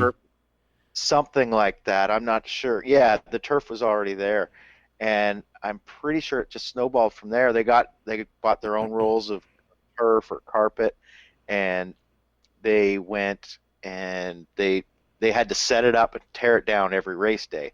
But they found locations to set it up, and Brenda has been so good at the social media side of it and the promotion side of it, and everything from putting ads in like on Craigslist and that sort of thing, that there's always a steady stream of people just coming to watch. And then when they come to watch, they get offered to, here's the controller, go out and drive the car. And it's like crack. Of course. As soon as you get that, since you got that bit taste in your mouth, you're like, oh yeah, I like this. Yeah. Exactly. Yeah, and they've really focused on the family aspect side of it, and that's where a lot of the people come from. They bring their families. The whole family will race. It's been amazing. There's been people that have come back to racing after being away from it for such a long time, because the atmosphere is it's not that super aggressive, do whatever it takes to win kind of attitude all the time, like you see at some tracks. It's very family friendly, and they do like potlucks at the races and all kinds of stuff. And I think it was 2 years ago, maybe 3 years ago now, they got their own location outdoors for the summer, and that's where they put their turf is set up permanently out there. And it's a different kind of turf. It's not that the Home Depot kind of turf that you get. It's like the stuff on the temporary or on the artificial soccer fields, I believe. Okay. But it's really short pile, almost a loop kind of pile, and its grip is good. It doesn't break down and get worn out like that cheap AstroTurf does. So it's kind of halfway in between carpet and turf, and they've kind of dubbed it the Tarpit. Tarpit. That makes sense. Yeah. That makes sense. What do they do in the wintertime for off-road?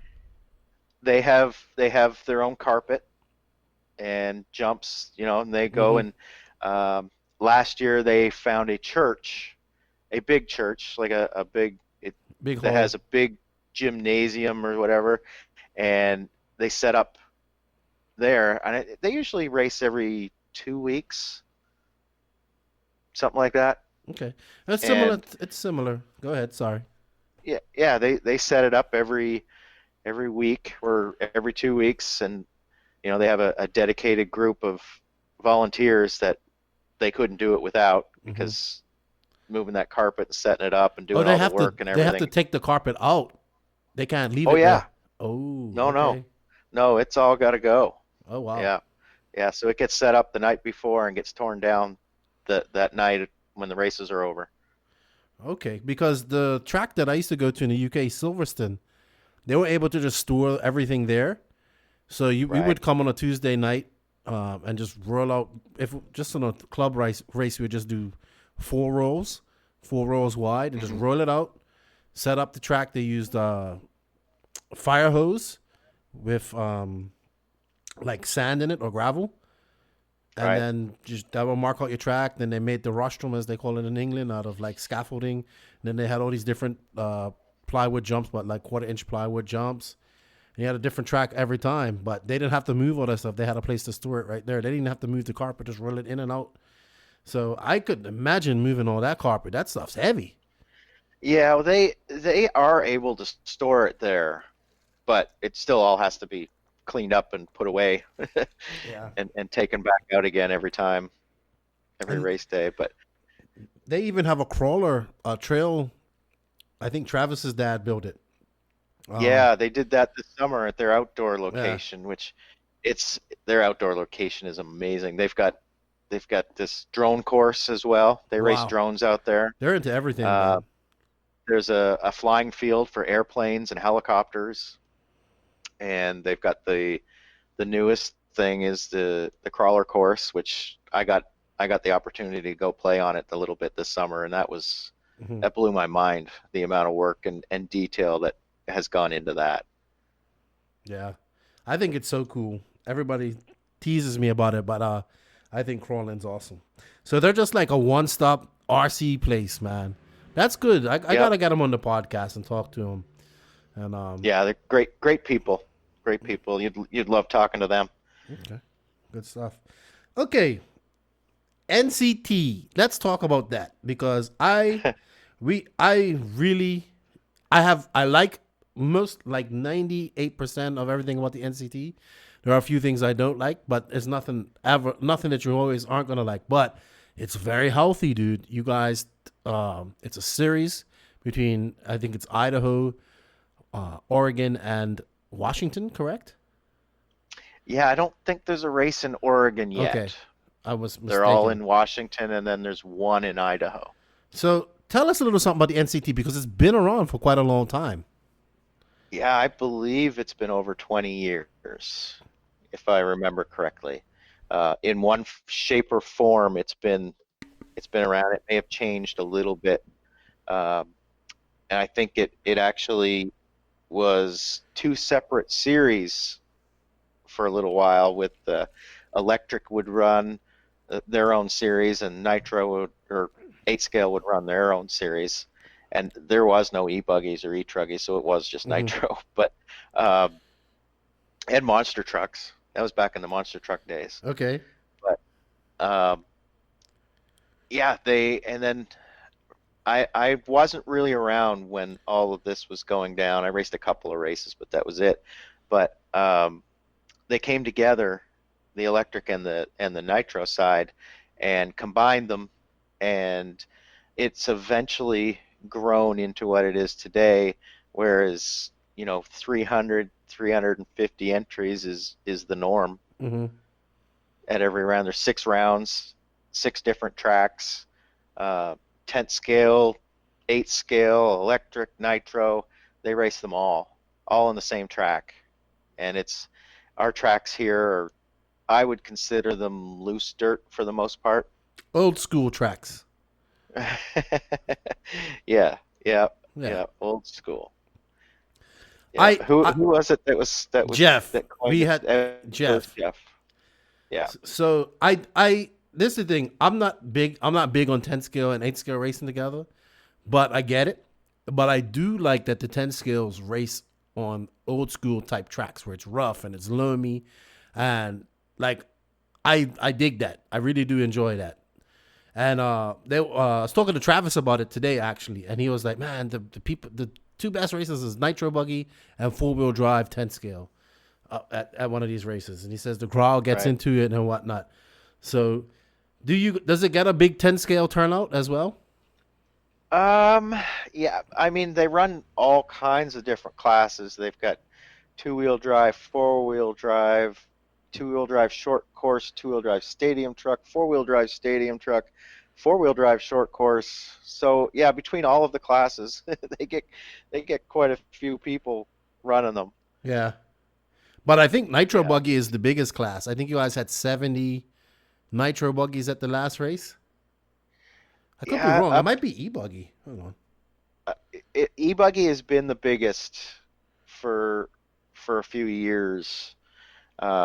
Big enough that they separate it between sportsman and expert, whereas Nitro, it's all one class. We don't separate it, expert or anything. I think anything under 70, 80 entries into the class, it's not worth splitting it. It just waters things down too much, I think. And you guys have, so it's 6 races. So which are the 6 tracks that you are doing this year? First round was Pasco, Washington. What type of track is that? It's kind of a weird, like a little bit of a wet clay type track where we run a bar style tire, and this year was very, very windy, so the track dried out a little bit. So we did see some tire wear, but normally you can run one set of tires the whole weekend on an 8-scale buggy. It's kind of a wet, damp, kind of clay surface with good grip. Okay. So you went to This year Pasco. it wore tires a little bit. So Pasco was the first round. Then you went to, because I like, what was the next round? The second round is the Hank, which is in Spokane, Washington, and that's a race that's been around for many, many years. The track is actually named after Hank Perry, and they call that race the Hank. It used to be called the Hank Perry 240, and it was always limited to 240 entries, and it would always sell out. Okay, who's Hank Perry? Sorry. Oh, I wish I could give you a good answer for that. I should really know who Hank I'm gonna Perry have to is. find out. Yeah, I'm sure he was a racer or somebody involved with the club, something like that. All right. So you have that race, and that's indoors, correct? Or it's outdoors? No. All these tracks None are of the outdoors, NCTs. right? Yeah, right. Yes. Because you guys do have some big indoor races up there as well. We do. So it's at the Hank, then it went to Idaho, I think. Third round was, Potlatch, Idaho. And then then it's a small town. I'm guessing it's probably 3,000 or 4,000 people that live in the town. But they have an RC track, so they do. They do. They have a really pretty good RC track there with good size, and it's brand new. Last year was their first year, so they're making improvements all the time. Then there was this recent race, which was at was it that we're on 4? So you got how many more rounds do you guys have left now? We've only got one left. Okay. So the one after Potlatch was Walla Walla. Yes, that was the one that was at first. Walla Walla, and that was like 100 degrees all weekend. So that was a little fun. Yeah, not fun at all. I know all about the heat, dude. Yeah, this Canadian guy here doesn't deal with the heat so well. Oh, I know. I when I see all the snowbirds come down here, and then as soon as it starts, it's like 80 degrees, 75 degrees, and I'm like, this is lovely, and they're sweating. They're like, this is hot. I'm like, yeah, you should be here during the summer, and it's 100 degrees all the time. So yeah. Yeah, so it was Walla Walla, and then after that was Burlington, which they expanded their track this year and did a whole bunch of work, and that we've just been getting crazy turnouts at this track for the last couple of years. And Joey built this layout, didn't he? Yes, yeah. For the last 3 years now, they've hired Joey Christensen from the dirt to come up and build the layouts, the tracks for the NCT round for them, and they've been spectacular. Okay, he does a good. Well, Joey, he builds great tracks. Yeah. I mean, he has to because we run the 10 scale and the 8 scale on the tracks at the same event. The tracks kind of have to be a bit of a compromise, but he's able to work it all in so that everybody can enjoy the track, and it just flows and it works for everybody, and it's amazing. And this next race is at I can't pronounce it. Skagit. Yakima. Yakima. Why did I say Skagit? I don't know. Skagit is Burlington. Okay, that's where I was getting That's confused. the same track. Yeah. And Yakima is like desert, right? See, It's on the other side of the mountains, so I would say it's not really desert. No, it's drier and warmer than it is here in the summer. Pardon my ignorance, Washington. The people from Washington, my geography sucks. So, Washington's kind of confusing because we do have desert and we do have mountains and we do have rainforests, all kind of It's a beautiful state. So it's beautiful state. I love it up there. Yeah. Hope to make it back up there to hang out with you guys and race. So this is the final round coming up. Do they have any drops or do all rounds count? 2 drops. Okay. How are you looking going into the? I know you do really good in 40 plus, and you usually make every main. Well, you didn't last race, but you usually make all the pro like the. Oh, I made the main. Did you make the it? main? Oh yeah, I've made every main you, this year. You beat Jefferson. I got I'm sorry. so lucky to get into that main. I'm sorry. That was pure luck getting into that main. That's all that was. Because you guys only take 8 in and 4 bump ins because you only take 12 drivers. So how are you sitting in points in 40 plus? In 40 plus, I'm just barely hanging on to the lead. I think I've got a 2-point lead or something, and it's going to come down to the last race to decide it.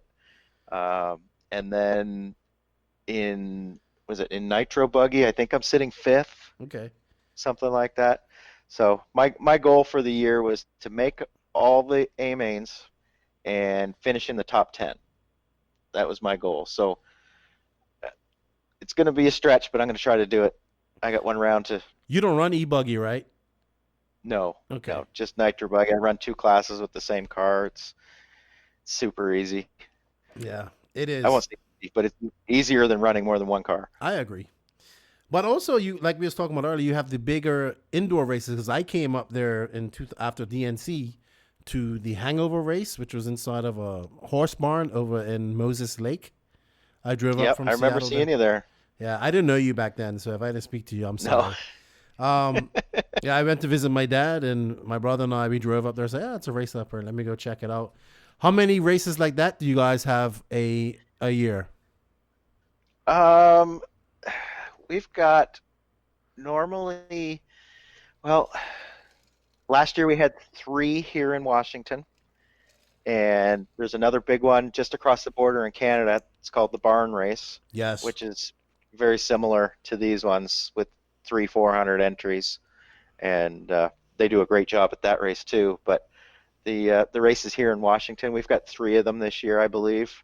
2 have been announced already, and I haven't heard about the 3rd one yet, but the first one is the first weekend of November. Yeah, the Fallout race. Yeah. Justin Wild. Maybe we'll see you there. I was really trying to be there, but I have a wife and children, and I've already said that I might stay a little bit extra after the RCGP race, and she's like looking at me like, you will you? And and Joseph actually has to go to he's going to Asia to the factory. So I told him about it because I want him to get up there to the Pacific Northwest, and I want to get up there, man, because I just think it's so. I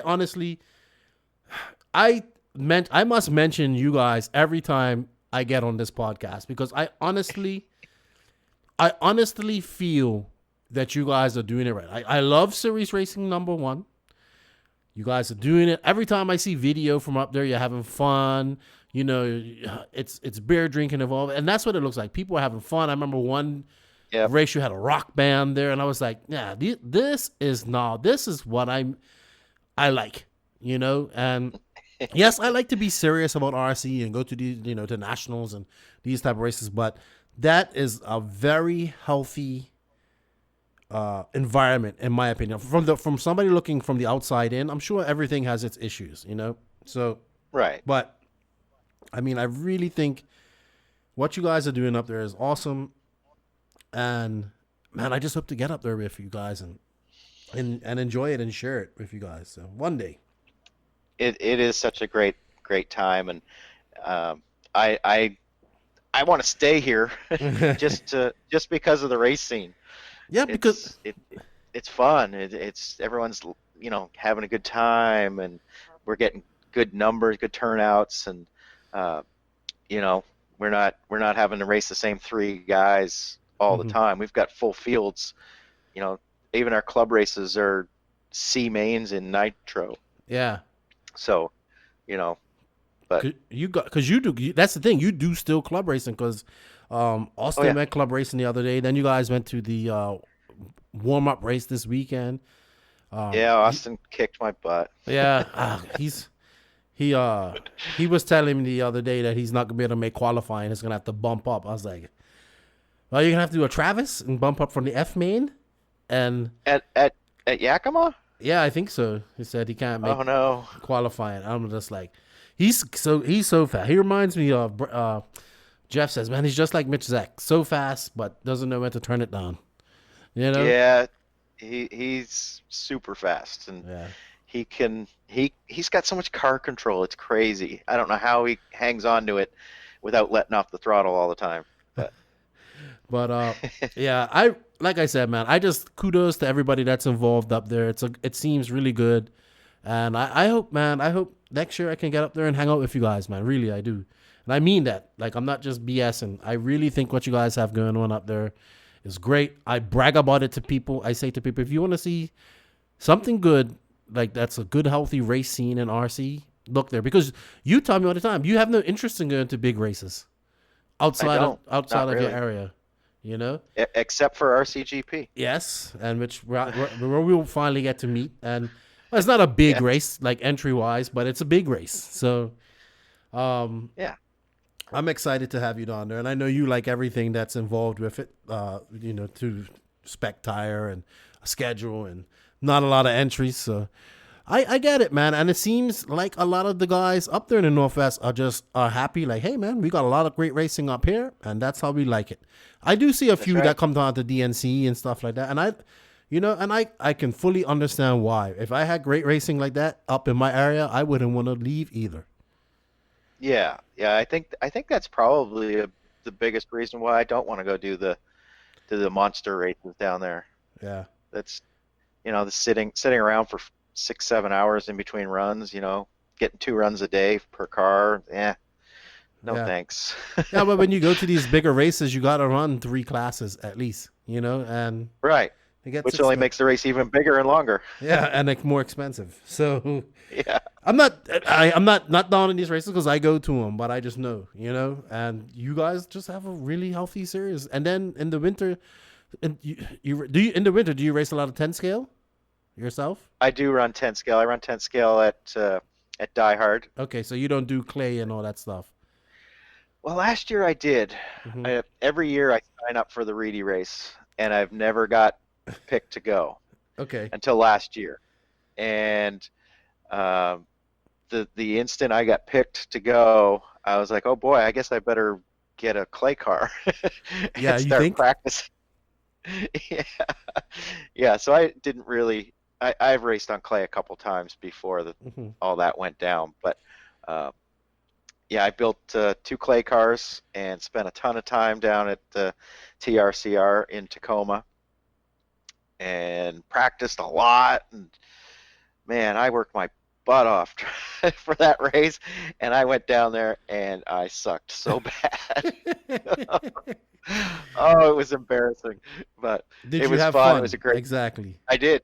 Yeah, it was a great experience. I'm glad I got to go once and witness it and watching the pros, and it was really it was a spectacle to go down and see it. It was really cool. Yeah, I think Joseph is trying to do the Reedy next year. I don't know why. Joseph doesn't race 10 scale enough to he can still do it, but he won't do well. Those guys are so fast. I think Reedy is the one electric race, 10 scale race that I watch from start to finish. The Invitational, because it's always racing at, heads up racing every time, and I love it, and I think it makes for awesome racing. Right. Yep. Yeah, they don't do any qualifying. It's just straight into straight into racing in the invite class. Yep. I think it's badass. Okay. Yep. So you and Travis, Track Walk, which I think is a really great name. I wish I would have thought of it when I was trying to think of names for RC podcasts. But we wanted not to be associated with RC, but associated with RC. So let's talk about you guys' podcast, how that came about. Sure. That I think it was Travis who approached me about it first. And it was funny because I was actually thinking about something like that in the back of my head when he approached me about it. And we just kind of looked at each other and said, yeah, let's do it. Let's sit down and start talking and record it and see what happens. And we've had some good episodes and some questionable episodes that weren't very entertaining, but it doesn't matter. That's kind of how it goes. No, it's about content, and you guys focus a lot on your region, which is good. Yeah, we try to keep it about 80% focused on the Northwest, because there's other podcasts like yours that is my favorite, by the way. Thank you. But it's that focus on the world and the national scenes. So we don't need to sit there and talk about the same thing you're talking about. Yeah. So we try to keep it focused on the Northwest as much as we can. Yeah, I've witnessed it. Like I am definitely, like, I try to, because when I first started podcasting, like, I had people help me and encourage me. Like Aiden from Extra Lap encouraged me a lot. Joe Zaier from Ran Out of Talent was who gave me a lot of advice. And he was just like, just be natural. Don't even try to disguise your accent or anything. I said, but you don't understand. If I talk in my Bermudan accent, people won't understand me completely. So I kind of have to mask it a little bit. But I love it. I encourage everybody to do, like, people that want to do podcasting. I try to help them out. It's really fun. Yeah, it is. It's fun. I really enjoy it. I love talking to different people and interviewing them. And there's always times where we're laughing so hard we have to go back and edit it. Yeah. But especially when Jeff gets going. Oh my gosh. Yeah. I love Jeff, man. We haven't had to censor him yet, like you have, though. Oh, he just. If my mom used to say, like, you know how to turn the ass out of a paper bag, like, well, he definitely does that, and with us. But that's cool. That's what the rant's all about. And yes, I like fighting with him too, debating with him as well.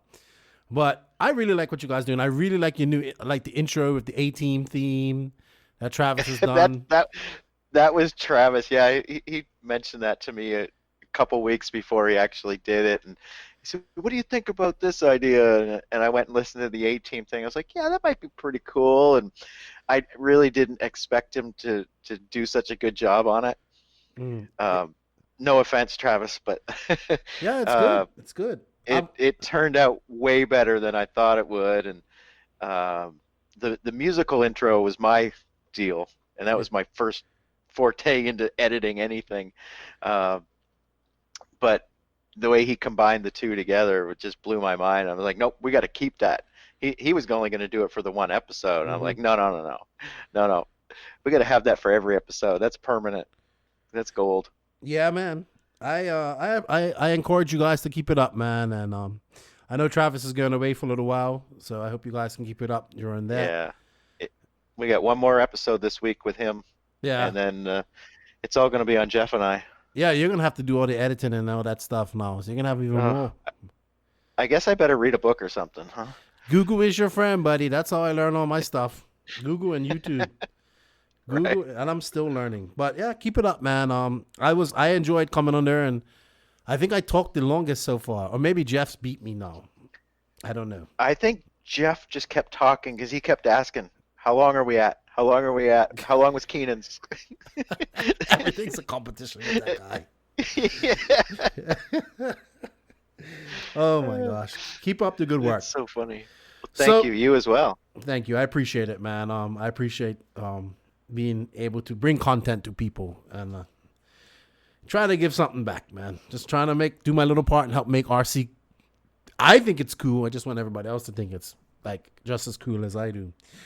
All right. So, Colin, let's talk about future of RC. What do you see happening? You, as a guy that's been in this, I would say a grassroots racer, I would call you. Yeah. What's a few of the things you've seen that you would like to go back to, and some of the things you'd like to see change in our industry and our hobby/sport? Because it is a hobby and it's sport at the same time, in my book. Right. Well, one of the things that when I was living in British Columbia, one of the things that we would do in the winter with the carpet track is go and set it up at like big car shows, that sort of thing, and the traffic walking by and stopping to watch was insane. And we'd always get some new racers out of that kind of thing, and we don't see that a lot anymore. You know, we're always kind of stuck down a dirt road or in a old warehouse or nerds something. in a field. Yeah, but we kind of need it. I mean, it kind of has to be like that because that's where it's cheap to do it. I get that, right? But I do agree with you, man. We need to get it at different places, car shows and stuff like that. Car shows, malls, motocross would be really good. Yeah, and then another thing I'd like to see change is spending so much time qualifying. Mm-hmm. Oh my gosh, spending a whole day qualifying so you can race one race the next day. It just doesn't make any sense to me. You know, we spend more time qualifying than we do racing. Mm-hmm. And it like if you can't get your stuff together within like one qualifier, then you're gonna have to get it together later and bump. Mm-hmm. So, you know, and then I'd really like to see the ladder system, like they do with the Nitro Worlds. Yeah, I really think that's cool. Have to race your way into the main. Yeah, you do, and it really is like your skill level is really dispersed as well. Like you're usually going to be racing against guys of your same skill level. That's right. You know, in the ladder mains. But you'll get to race that here soon in RCGP. So I mean in RC2. Yes. Class. So yeah, I can't wait. Another one of your I would say notches in your belt, or tick off your bucket list. Tick off the bucket list. Yep. Yeah, that's what it's going to be. It's going to be cool to see, you know, Ongaro and some of those guys that I've never seen before. Mm-hmm. So that will be cool. You know, I've seen Lutz, and he was up here. Was he here at the race that you came up to at Moses Lake? Yes. Yeah, he came up for that. Drake came up for the Holiday Hangover. Mm-hmm. But no, racing down there, I've seen a lot of them, Mayfield, Cav, those kind of guys. I've seen them race a lot, and they've both come up here to race at various races too. So, are you a fan of European racing? Yeah, I haven't been able to watch as much of it as I'd like. I'm just kind of getting into it. I just not knowing the drivers and their personalities. Yeah, it's like a disconnect. Really, yeah, and then the weird time schedules, and because I think we're 3 or 4 hours, behind you even. Yeah, you're 3 hours behind me, and right now the Worlds are going on, and they're 6 hours ahead of me, so it's 9 for you. Yeah. I got to watch the last couple rounds of the Worlds this morning before I went to work, but. Good stuff. Yeah. I think we need all of that, but I think if people look to what you guys are doing up there in the Northwest, and I'm sure there's other regions that are doing that, but I think if they look to what you guys are doing, not that just as a series, but the way you guys approach it and have fun at the races, I think it's a good model for lots of people to follow, in my opinion. So yeah, people barbecuing and just things get heated sometimes, of course. Yes. We all get competitive, but for the most part, it's pretty laid back, and we all have a good time, and we do some racing, and then we have some beverages, and we do some more racing, and Yeah. And I won't say people aren't serious about it, and it doesn't mean anything, because it does. But to win an NCT race is a big deal. Yeah. It's not a walk in the park. Got you. It isn't. It's competitive, dude. And It's very competitive. We've got some fast people up here. yeah. I mean, I was really impressed with what Travis done at the last race. Really, I was. He bumped from the F main and finished fourth in the A. Yeah, I think fourth overall. Yeah, he definitely got track time. He definitely got his money's worth out of that race. So good stuff, man. Good stuff. Yeah, I'm once again, kudos to everybody involved in that series. Kudos to the people just involved in RC in that area. Die Hard, the other indoor 10 scale tracks that I always see. I know JC has J Concepts has an INS race at that track in Tacoma. So Right. man, it's just healthy up there, and it's good to see.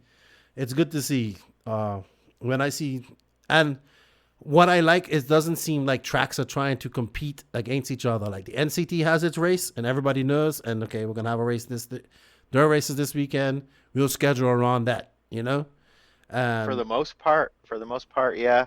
There's always a couple, because there's only so many weekends, But for the most part, everyone pretty much works together, and there's a little bit of overlap between racers and tracks. But the interesting part is there's not a ton. Like, it's not everybody from Die Hard's going to go to Tacoma next weekend, or there's a little bit of overlap, but for the most part, everybody has their own crowds of people, and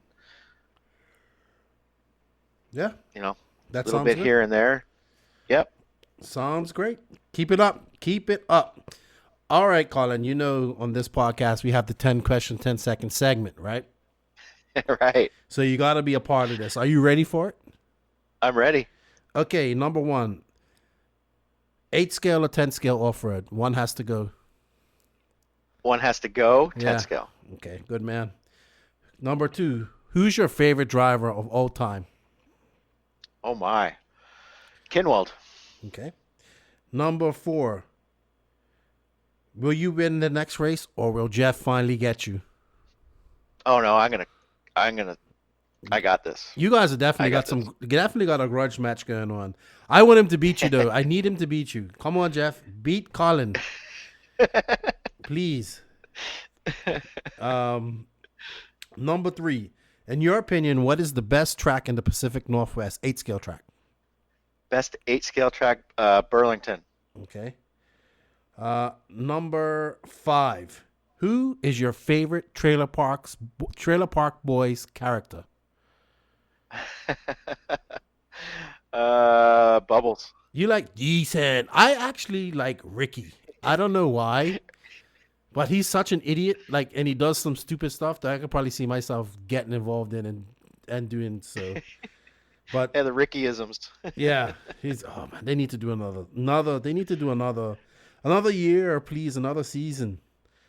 They travel around. You can go see them live. Yeah, and they stay in character, even when you meet them, like out in public and stuff. Yeah. Yeah. Did you know that Bubbles was the lead singer of a very successful rock Canadian band? band? Yeah. I found that out when I was. He looks completely different too, and he really wears this big, thick. I thought they were just not real glasses, but they are. He doesn't need glasses, but No, he wears them. he must get a headache from wearing those things. So Yeah, he says he can't see anything. I'm sure. Yeah, it's crazy. Okay, number 6. Who is the best Serpent driver right now, not named Billy? Not named Billy. Justin Fales. Really? I think Fails is good too. I think Brandon Rose is right there, Oh yeah. but he's just having. Man. He just keeps his car doesn't stay together, man. Something Well, always goes wrong. He's going to be at. I believe he's at the coming to RCGP RC2. and- Yeah. Yeah, and if I have to, I'll work on his car for him. Yeah, he's so If I have talented, to. man. He did well. He is. He's super Yeah, talented and young. I don't know if I could choose between the two of them, actually. Yeah, both are very fast. Fails is very fast, very fast. I hope he does some more traveling and whatnot when he gets out of school. Right. Yeah. Okay, what number? I've lost where I am. Number 7. What is your favorite frosty beverage? Well, you know it's a beer. Yes. So I'm going to have to say Georgetown Bodhisattva. Okay, I have no idea what that is. Is it like what is it? What type of? It's an IPA. Okay, an IPA. All right, yeah, my buddies and my buddy Mike and his wife, girlfriend, they drink that all the time. I call it bark beer because it always tastes like bark, something like that. Tastes like pine bark. Yeah, the ones that they're drinking, like I even think I got a piece of bark in between my teeth or something like that. So. It'll put hair on your chest. I don't need that anymore. I got enough. You're Canadian. Number 8. Number 9. Number 8. See, I'm all confused. I always get confused with these. Number 8. You're from Canada, so you have to like hockey. Oh yeah. Who's your favorite hockey team? Oh boy, the Canucks. Okay, here's a better question for you. Who's the best country in hockey? Canada. But they aren't champions. No question. Isn't Finland like the world champions or something like that? I think Finland might have beat them this year. Yeah. How about American hockey? Look at the record. American hockey, my favorite team is Las Vegas. But isn't American hockey full of like Canadian hockey players? There's a lot of Canadians playing on U.S. teams, yeah. All right. I've never watched hockey, but it's pretty rough. Like, so I don't really understand it. That's my problem. I don't understand it that much. So, all right. And number 9, is Billy Easton a vampire? Because he does not age. He doesn't look 43. And his driving skills aren't of, like, you know how they say as you get older, you get slower? Mm-hmm. Is he a vampire? Well, I don't think I've ever seen him during the day. So maybe. He's still good, man. He still can, like, he made the Worlds last year. Guy's still badass. Okay, and being as you're going to RCGP, and I know you like it, give me your top 3 for the RCGP. Oh man, I'm gonna say Ongaro, Lutz, Cav. Really? That's actually something I probably can't argue with. So I don't think anybody can beat Ongaro right now. I really don't. And Cav, that's a local track to Cav. Mm-hmm. So he's raced there a lot. We shall see. And Lutz is on fire. So we shall see. He's got nothing to lose at this race. Not at all. It's definitely going to be interesting, and I can't wait to see. But I know Runnerfolk's going to want to win too. He's super hungry, and he needs it. Yeah. All right. Well, thank you for participating in the 10 question, 10 second segment. We're going to wrap this up. Before I do that, do you have anybody you'd like to say thank you or shout out to?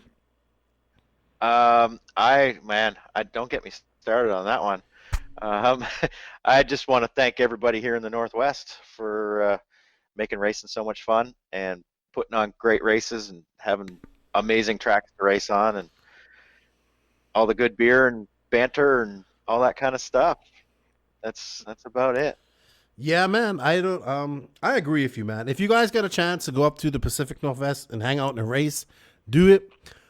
Check out Track Walk. It's on Podbean. I was talking to Travis. He needs to get it on iTunes. He's working on it.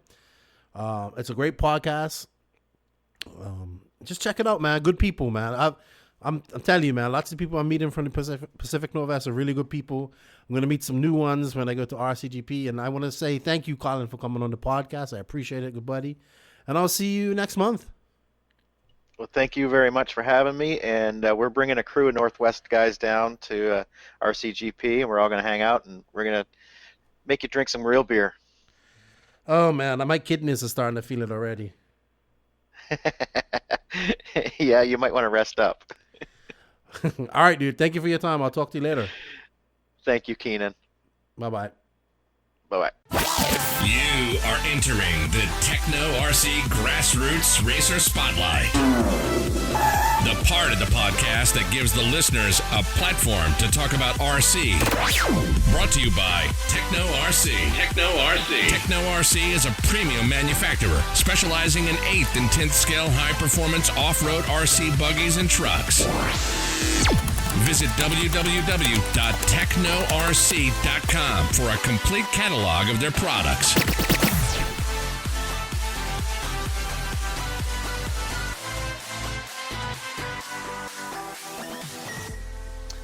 Welcome to the Tekno RC Grassroots Racer Spotlight. This is the part of the podcast dedicated to all the racers out there that work Monday to Friday, 9 to 5 or 5 to 9, whatever shift you're on. The guys that support this industry to pay these pro drivers bills when they go to races and everything else. These are the guys that, they go to these big races and they sleep in 5 to a hotel room and, splitting a rental car with 5 different people. I've been there. In fact, I'm about to do it here shortly. So, this is for you guys. I did this part of the podcast because I wanted to give you guys a platform to talk about RC, what you like, what you dislike, what you do in your region. And this is for you, the Grassroots Racer Spotlight. So thank you to Tekno RC for coming on and sponsoring that. This week, I have a guest. He's from Alabama. He has a great voice in RC. He's also just started a podcast. I guess I can announce that I'm on there now, right, John? I was on the podcast. Yes, sir. So I want to welcome John Jennings. What's up, buddy? How are you? I'm doing great. How about you, Lefty the Great? Lefty the Great. I think you're the only person that calls me Lefty the Great. Everyone else just calls me Lefty, but I appreciate that. I really do. I'm good, man. Busy day. How about you? Oh, the same. I work a full-time job and plus started the podcast and also, of course, RC race. Yeah. So tell us a little bit about your RC racing because you're down there in Birmingham, Alabama. Yes. Our local track's called the Warehouse Raceway. It's a really, really short indoor facility. We're just about to start cranking up when the weather changes. Mm-hmm. I also travel around to some of the outdoor tracks. Luckily in Alabama, we've actually got 4 tracks now. Mm-hmm. So the scene is getting better. One just opened up outside Mobile. I haven't made it to that track yet, but I'm really looking forward to going down there. So what are the 4 tracks called? We've got, of course, the one in Helena, which is my local track, the Warehouse Hobby Raceway. There's RC3, which is up in Huntsville. Yes, I've seen that. Then outside to the left of that in Muscle Shoals, Alabama. If you've ever listened to the Beach Boys, you know exactly what Muscle Shoals means to everybody. There's a track out there. It's the Steve Raditz Memorial Race was coming up. I think it's been postponed or canceled. That's the Shark Raceway. Mm-hmm. There's the one down outside Mobile, and it escapes me the name right now. I know they're going to bust me. I did go down and race the track outside Pensacola. Yeah, that's King Cobra RC. Yeah, I've stopped there and seen their track and went to their hobby shop on one of my voyages across.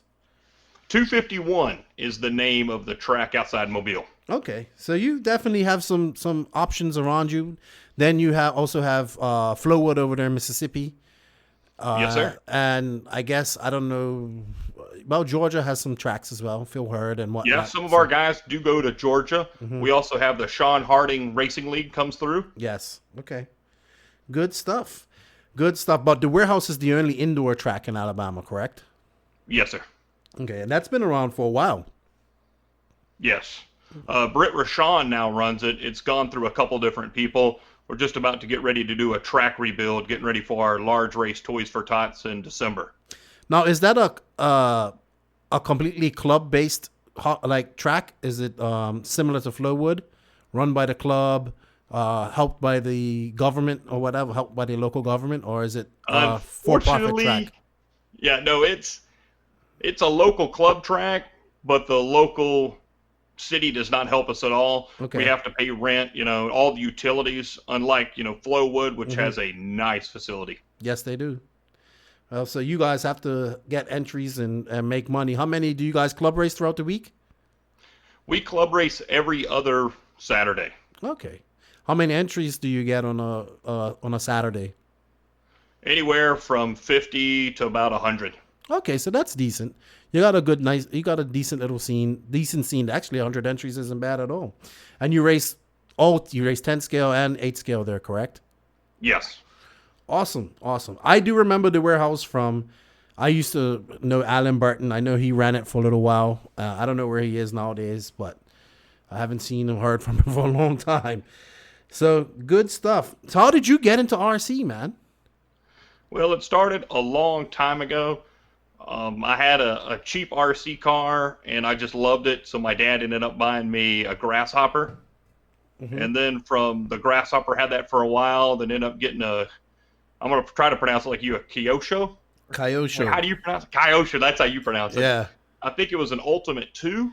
Mm-hmm. And then I started oval racing with an RC10 that we converted to a 10L.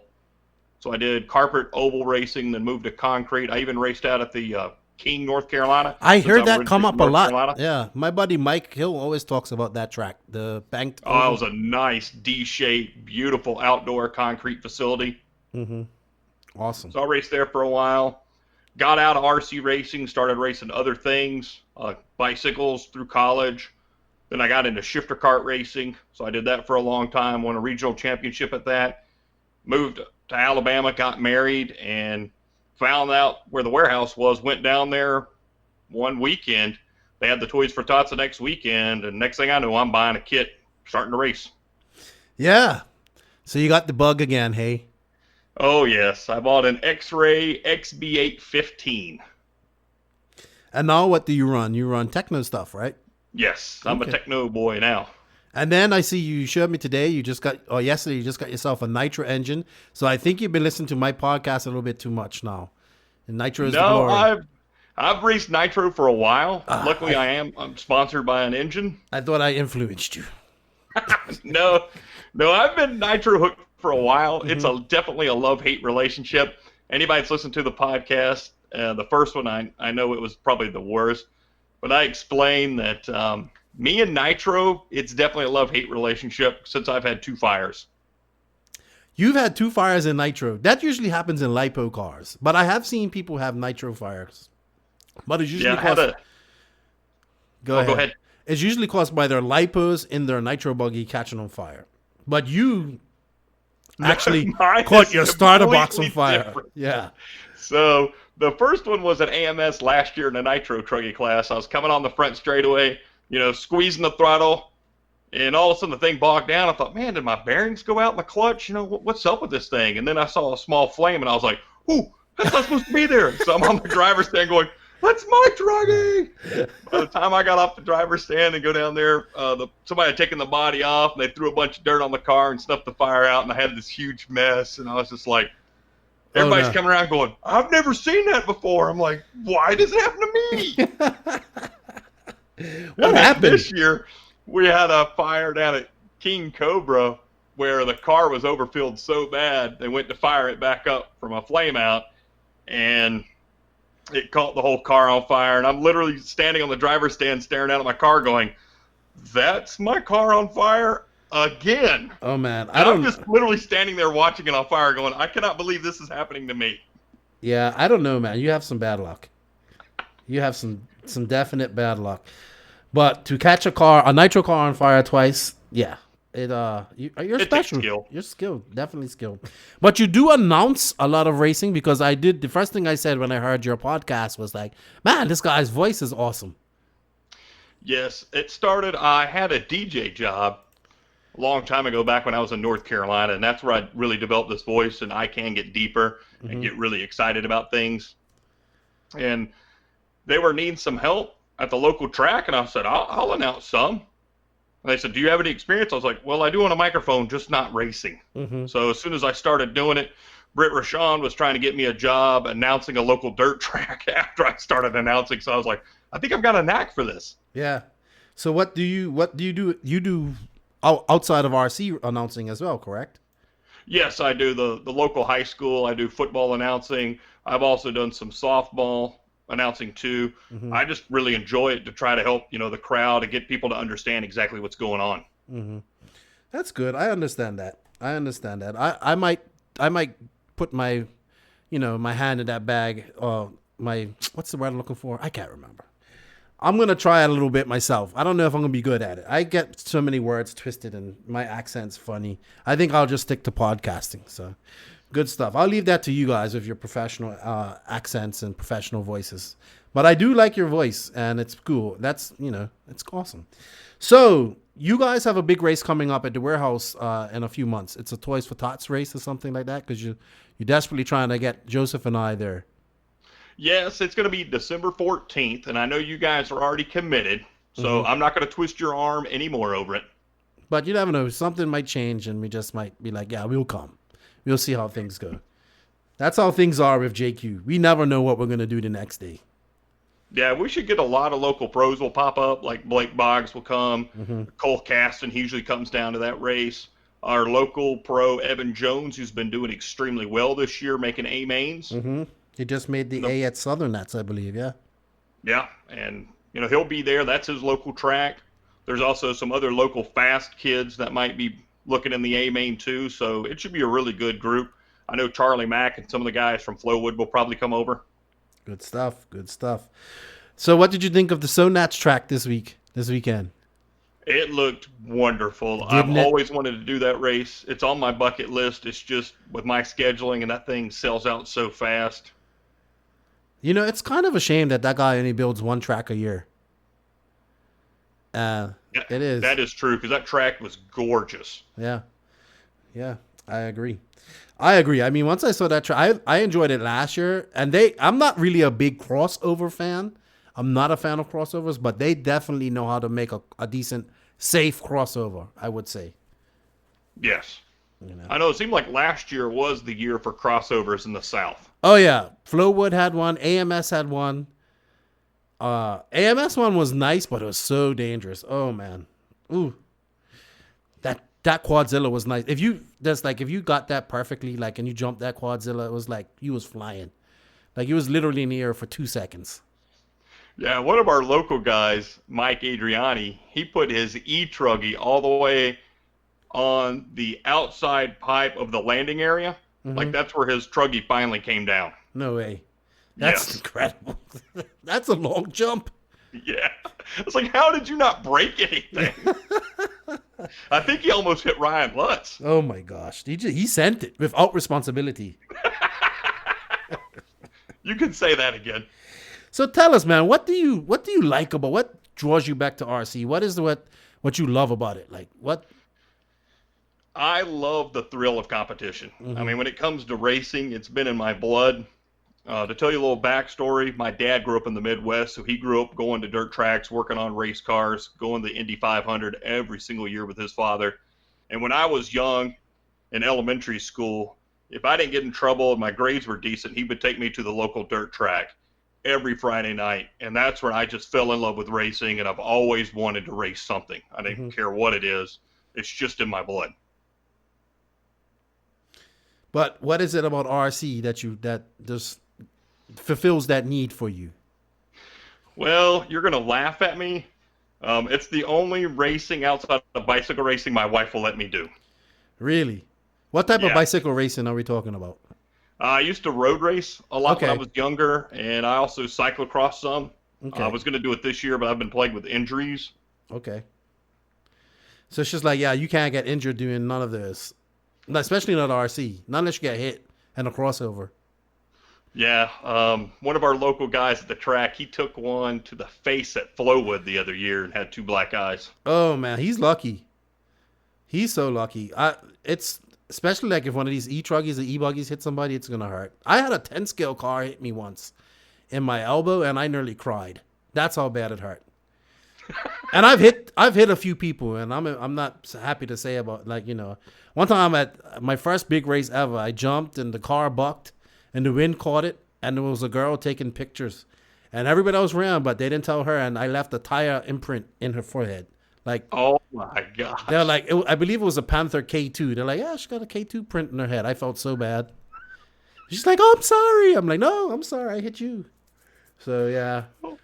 Was that in the DR? Was that in the States? No, that was in Charlotte, North Carolina, the farm one. My first ever race, 2004. I'll never forget it. My first big race ever. I guess one of the other things that really draws me back to RC racing is the camaraderie of just having friends and seeing everybody and just hanging out. Yeah, I mean, we've become friends over the last few weeks. You know, you got into podcasting and we got talking, and that's what it's all about at the end of the day, meeting people that share the same passion as you. And that's what I like about it as well. I meet people from all over the world and talk to people all over the world. Yeah, and your podcast is absolutely awesome. Well, thank you. Well, being as we're talking about, I appreciate that. I do. Talking about podcasting, what made you decide to start one? Well, listening to your podcast and looking around at the local track, wanting to try to get some new blood into it, I kept saying, I was like, man, I could do this. And finally, I guess I said it too many times, and Danny Smith was like, you're going to have to do it. And I'm like, I don't want to. And it was like, he just kept pressuring me, and next thing you know, I was filling out the stuff for the pod hosting site and just went from there. Yeah. Danny Smith, he contacted me one time. I talked to him the other day, but he was like, he's a super great guy. Yeah, he is. The Hammer, you guys call him, right? Yes. He likes to be wide open all the time. Yeah. I think you guys really like what Joseph had to say after that incident with Leo Valente and the Asti race. You guys seem to like that interview that he did. He says, did you hit him on purpose, Joseph? Well, yes, I did, to teach him a lesson. Yeah, that reminds me of the local guy, Rusty Brooks, would say something exactly like that. And it just really went with us with that. And it was just so funny. Yeah, I heard Rusty talking about it on your last podcast. Was it last podcast? It was the last podcast, number 3. So, tell me something. What is it that you would like to see change in RC? What do you think we need to do to get more people into our hobby/sport? What do we need to do? What would you like to see change? Or what's your biggest pet peeve in RC? My biggest pet peeve would be in order to get new blood at the track, we're going to have to do some things a lot different than what we're currently doing. I like the idea of NDRC, inviting every club member needs to invite one person to come out and check the racing. I think we need to take that a step further, and you need to have I don't know if it before the races or something is basically hand your controller over to somebody and let them drive the track and let them experience. I don't know if you got to turn the car super down, but let's give these people a taste of it, not just see it. Let's let them do it and have do some novice class driving or even like a novice clinic would probably be a better term for it, and to get them to kind of get that bit in their teeth so they're going to be stuck at the RC track with the rest of us. Yeah. We have to get them started somewhere, and we have to take it. I think we have to attack it from all. I keep saying this. We have to attack getting new people from all angles.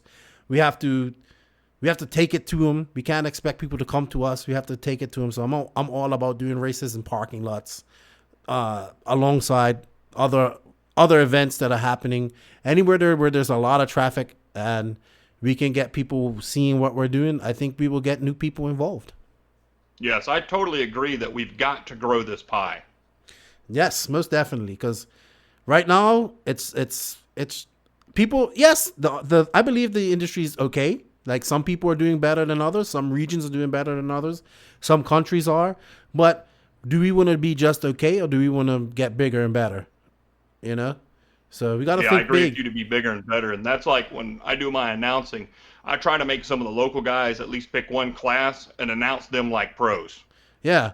And make it exciting for the people. I think the announcer plays a big role in what we need to do. We need to not announce so much for the racers, but if we have spectators, we need to announce for the spectators as well, because they don't know what's going on if they're not into RC. Exactly, yeah. Unfortunately, this time qualifying is absolutely horrendous for spectators. I mean, we need to be honest and open about it, because if you're new and you're just seeing a bunch of cars on the track and you're like, this guy's in the lead, and he's like, yeah, but somebody just passed him. How can he still be in the lead? From somebody on the outside, that's just lunacy. You know, I think we need to change it and do more heads-up racing, especially if we're in front of people. Yeah, it's funny because as you was waiting to talk to me, I was talking to my buddy Joe, and we just talked about it, and that's exactly what they done at this snowmobile swap meet. All heads-up racing, announcing to the crowd. Got a lot of foot traffic through there. People going on there with their cars after the race, asking questions. You know, we need to be proud of what we do, man. That's what we need to do. Stop hoarding it and be like, yeah, we race RC cars. Oh, you mean toy cars? That's one of my pet peeves. I don't like to say toy cars. It's RC cars, scale motorsports. This is toys you buy at Walmart, you know? I buy my son a toy car to push around. Exactly. When you look at a real RC car and you take the body off and you see all just the adjustments, I mean, it's really easy for a novice person to get completely lost trying to adjust a car. I actually think we need that novice class of an easy, like even the slash class is perfect. You know, get them going, get them breaking it, fixing it, and then when they see, you know, they say, oh man, I like that nitro buggy even more. I like that. Then they can warm up to that. You know, they can gradually get into bigger, better things and race with the big boys. Exactly. Even if they don't want to jump straight into nitro and they want to have an e-buggy, yeah, you know, it pays the bills. Of course it does. You know, Joseph's best class, e-buggy. Oh my gosh. You know it's going to wind him up when he hears that. Oh, I love it because he winds me up daily. All right, man. Well, tell us, let's talk about let's just, before we sign out here, your podcast is called The Voice RC Podcast. Right. Go to Facebook, check it out, guys. They just started. They're just on 3 episodes, I believe. We dropped the 4th one Sunday. Okay, and is that the one with me, or is it the next one? No, yours will be coming out this coming Sunday. Okay. Will be yours. Episode 4 was Bobby Smith, who's the team director of Futaba. I know who Bobby is. Good stuff. And don't worry about if it's good or bad, man. I tell people all the time, I am all about helping. I had a lot of help getting into this podcast game, and I have no problem sharing that, what I know and what I learned with people, because I think the more podcasts out there, the better it is for everybody. Yeah, and I'm also looking at doing like some more live RC, some more live Facebook things and trying to help grow the sport that way also. So I'm just going to keep pushing, and we just make that pie bigger. Of course, man. We all got to do our little bit. We've all got to do our little bit, you know? We've all got to do our part. Well, John, I appreciate you coming on. Would you like to say thank you or shout out to anybody before we sign off? Oh, yes, I better do that. First, I would like to thank all the local guys down at the warehouse. I mean, I still ask a ton of questions. Danny, I bet he's pulled out my hair teaching me how to tune a nitro engine. I can't say enough thanks to him for getting me out of jams. Rusty Brooks, again, pulling me out of jams, smacking me around to be sure I get to race. Matty G, Matthew Gordon, he's helped me tremendously, actually helped me build my latest 10-scale four-wheel drive car to be sure to be built right. I guess he didn't trust me. There's reasons for that. I got to thank my 2 sponsors, Triton RC Engines. I've never had a stronger engine than them. Thank you so much, Lance, for the sponsorship. And also, I'd like to give a shout out to Raw Speed, my tire sponsor. Great guys. That's it. And I'd also like to give a shout out to Lefty for helping me. Man, I ain't doing anything, man. I'm just trying to, if you need help, just trying to help you get along, man, because I had a lot of help, and I appreciate coming on your podcast, and it was an honor for me to come on there, and I appreciate you coming on this podcast and being a part of the Grassroots Racer Spotlight, because you kind of remind, like, you are a grassroots racer, man. Yes. All right, so check out the Voice RC. Give it the Voice RC podcast. Give it a like and a share, guys, because we're going to try and grow his Facebook presence. Listen to Charlie Mack was a good interview. Rusty Brooks was a good interview too. And of course I enjoyed the Hammer. Why do you call him the Hammer again? The Hammer, he used to race oval. Right, he that's was what it was. Always wide open. That's what it was. He raced oval, then drag raced, like at a Honda Civic that he drag raced and all that stuff. He's been around racing for a long time as well. Good guy. All right, John. Well, we're going to sign off here. Thank you for your time. Thank you for being patient, good buddy. And keep on racing. And you don't know, maybe we'll make it to that Toys for Tots race. Sounds great. Thank you so much, Lefty the Great. I'm gonna have to get you to do a voice note for that for me. So I already sent you some. You haven't even listened to them yet. I did, but I didn't hear that one. I'm gonna have to go re-listen. I'll hook you up. All right, buddy. Talk to you later. Thank you for your time. Alrighty, sir. And that concludes the Tekno RC Grassroots Racer Spotlight for this week. If you guys are interested in being on this part of the podcast, shoot me a message and we will line up a time and day to do it. Thank you all for the support. Thank you, John, for coming on. We are now at that point of the show where you should fasten those seatbelts and put your big boy pants on. Whoa. Things are about to get serious. It's time for the JQ Racing Rant.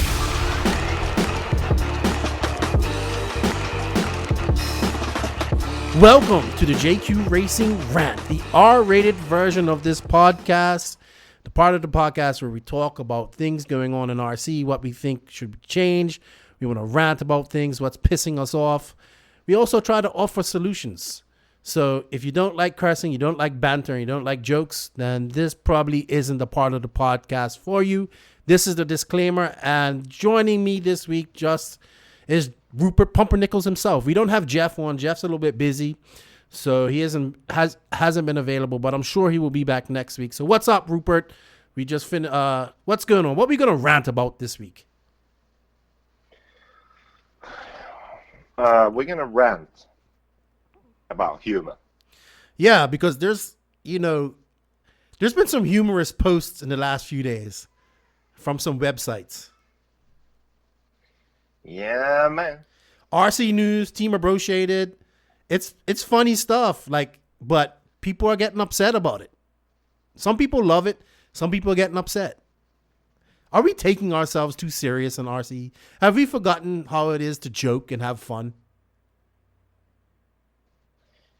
I think the problem is that the people doing the joking still know how to have fun, but far too many of the people who end up as targets of a joke have forgotten about this, form of entertainment. So they, instead of laughing it off, they take offense. They get offended. They take it seriously.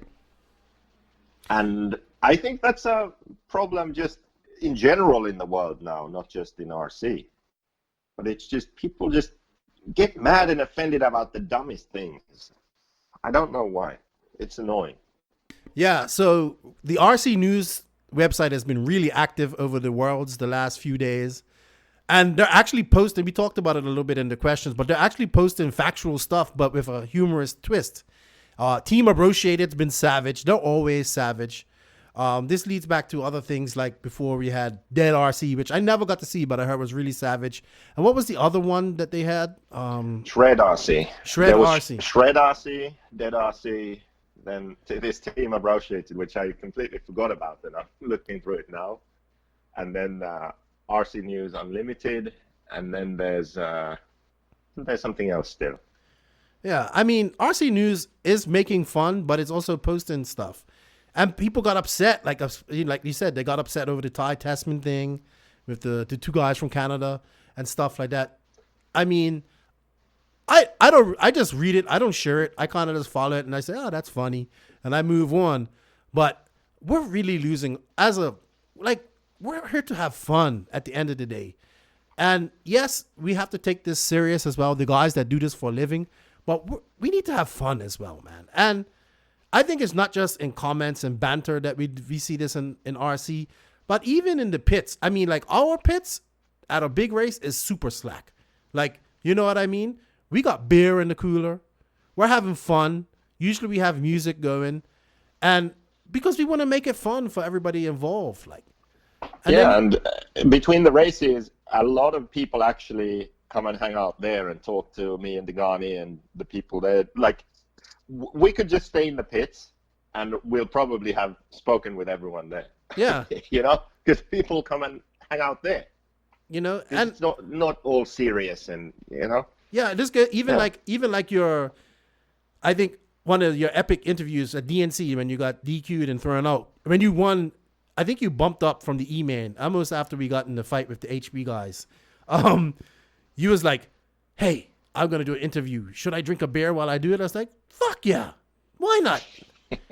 Hey, and you was like talking, and then all of a sudden you just crack the beer, says, "Oh, I'm thirsty." Boom, and that's fun. Like, you know what I mean? And that's awesome. But I don't know. Like, I think we've got to a point like where everybody's just trying to be too serious. Everybody's trying to be that next pro, and they're scared to have fun. I'm sure there are lots of people. Like, I look at, like, on this week's, the guest is Colin. He's from up the Pacific Northwest.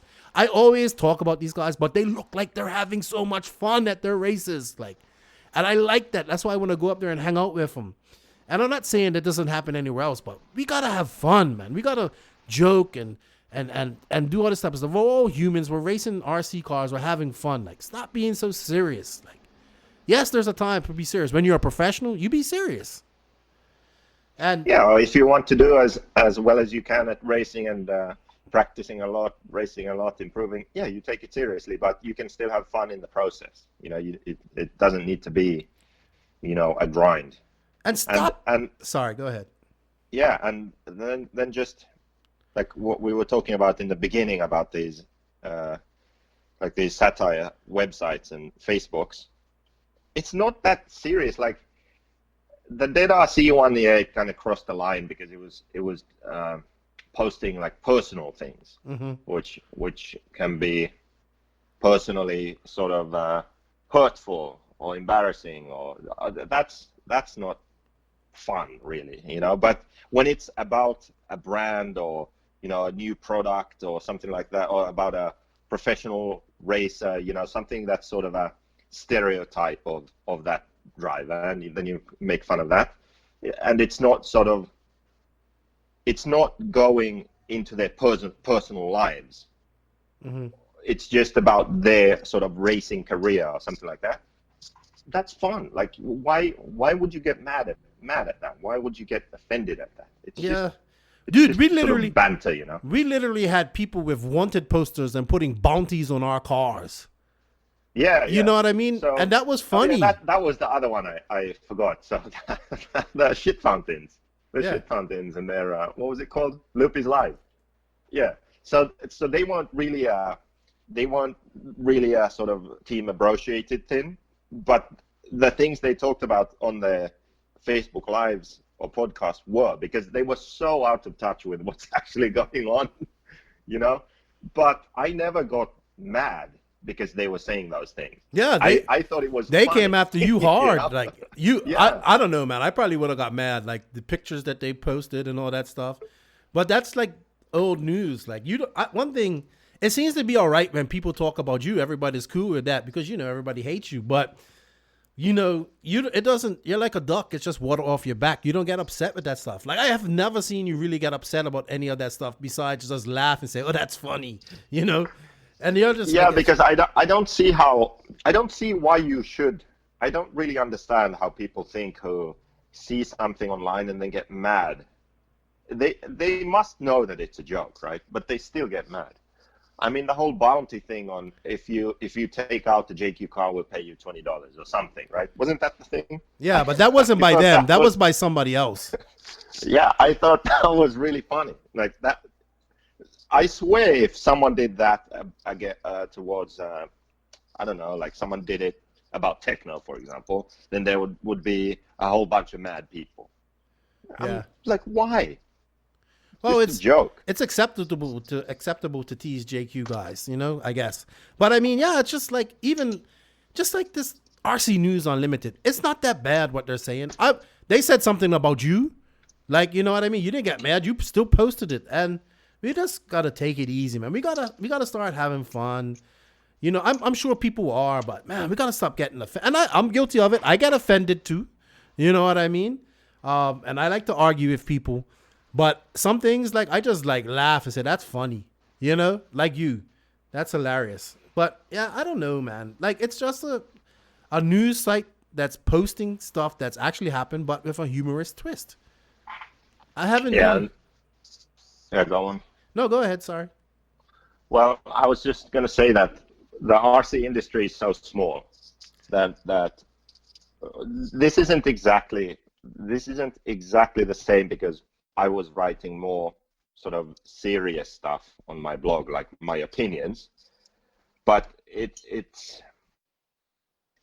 it's basically the same thing where someone would get offended because of my opinion. So, for example, something which I only found out really, within the last year or so. So, the Nemo guys got mad at me because I wrote in that blog about all the brands that I said Agama doesn't really do much. Like, no one really has any feelings towards Agama. Like, Agama what? Like, it doesn't do anything for anyone in RC as a brand.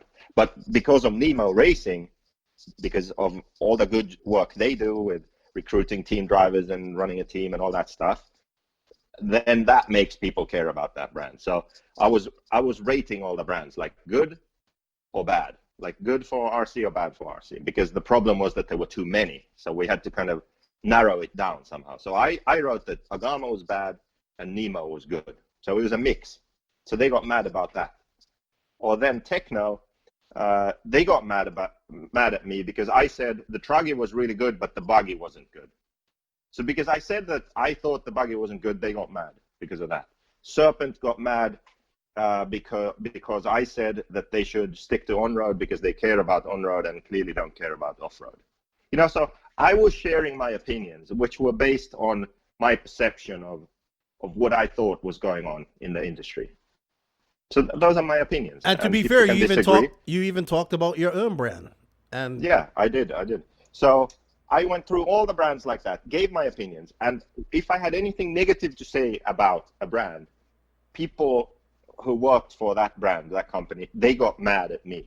Now, and stayed mad for years. Like, that's what I don't understand. If someone says something negative about me or about JQ Racing or anything that I do, I don't get mad and hold a grudge against that person. I may disagree, or I think about it and I'm like, yeah, he's kind of right, and I try and change that or improve on that. But I don't understand how, if someone has criticism of what you are doing, why you should get mad at that person because they had a difference of opinion. They are criticizing what you're doing, so then you get mad at them. Initially, yeah, you can have a reaction like, fuck this guy, like, why is he saying that? But why would you hold a grudge for like forever just because someone disagreed? That doesn't make sense to me. Well, you know what, too Joseph? much of that. You know what, Joseph? Nobody likes criticism. I don't like it. You don't like it. Nobody likes it. And yes, there's the initial reaction like, fuck that guy. Fuck him, fuck his car, everybody, Yeah, but some people get over it. Yeah, but some people get over it and some people don't. And sometimes, and I tell you this over and over and over, sometimes it's best just not to say anything. But no, you haven't figured that part out yet. Your thick skull hasn't figured that out yet. Maybe I need to. Why? Because that's boring. Yeah, but you have to understand, when you voice your opinions like that, will come repercussions. Yes. So you can't be mad at somebody who's upset that you criticize them. You can't be mad. You have to put yourself in their shoes. Not everybody is thinking like you. You would be mad if somebody said, this or that. You get mad initially. Yes, you get over it, but other people don't. So I've been telling you this for a while. Yeah, and they need to. They need to get over it. You know what? You need to not say it sometimes. I tell you that. Not everybody needs to hear the truth. Yeah, well, it's the same thing with this Team Associated or RC News.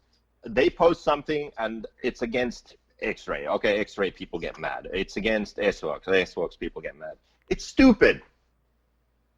Like, they post shit about everyone, okay? So everyone's just going to be mad now, right?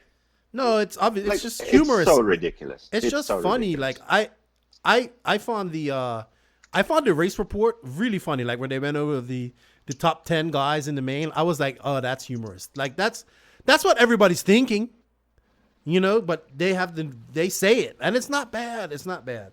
Team Associated gets a little savage though, but. I was just looking at some of them, but I definitely think.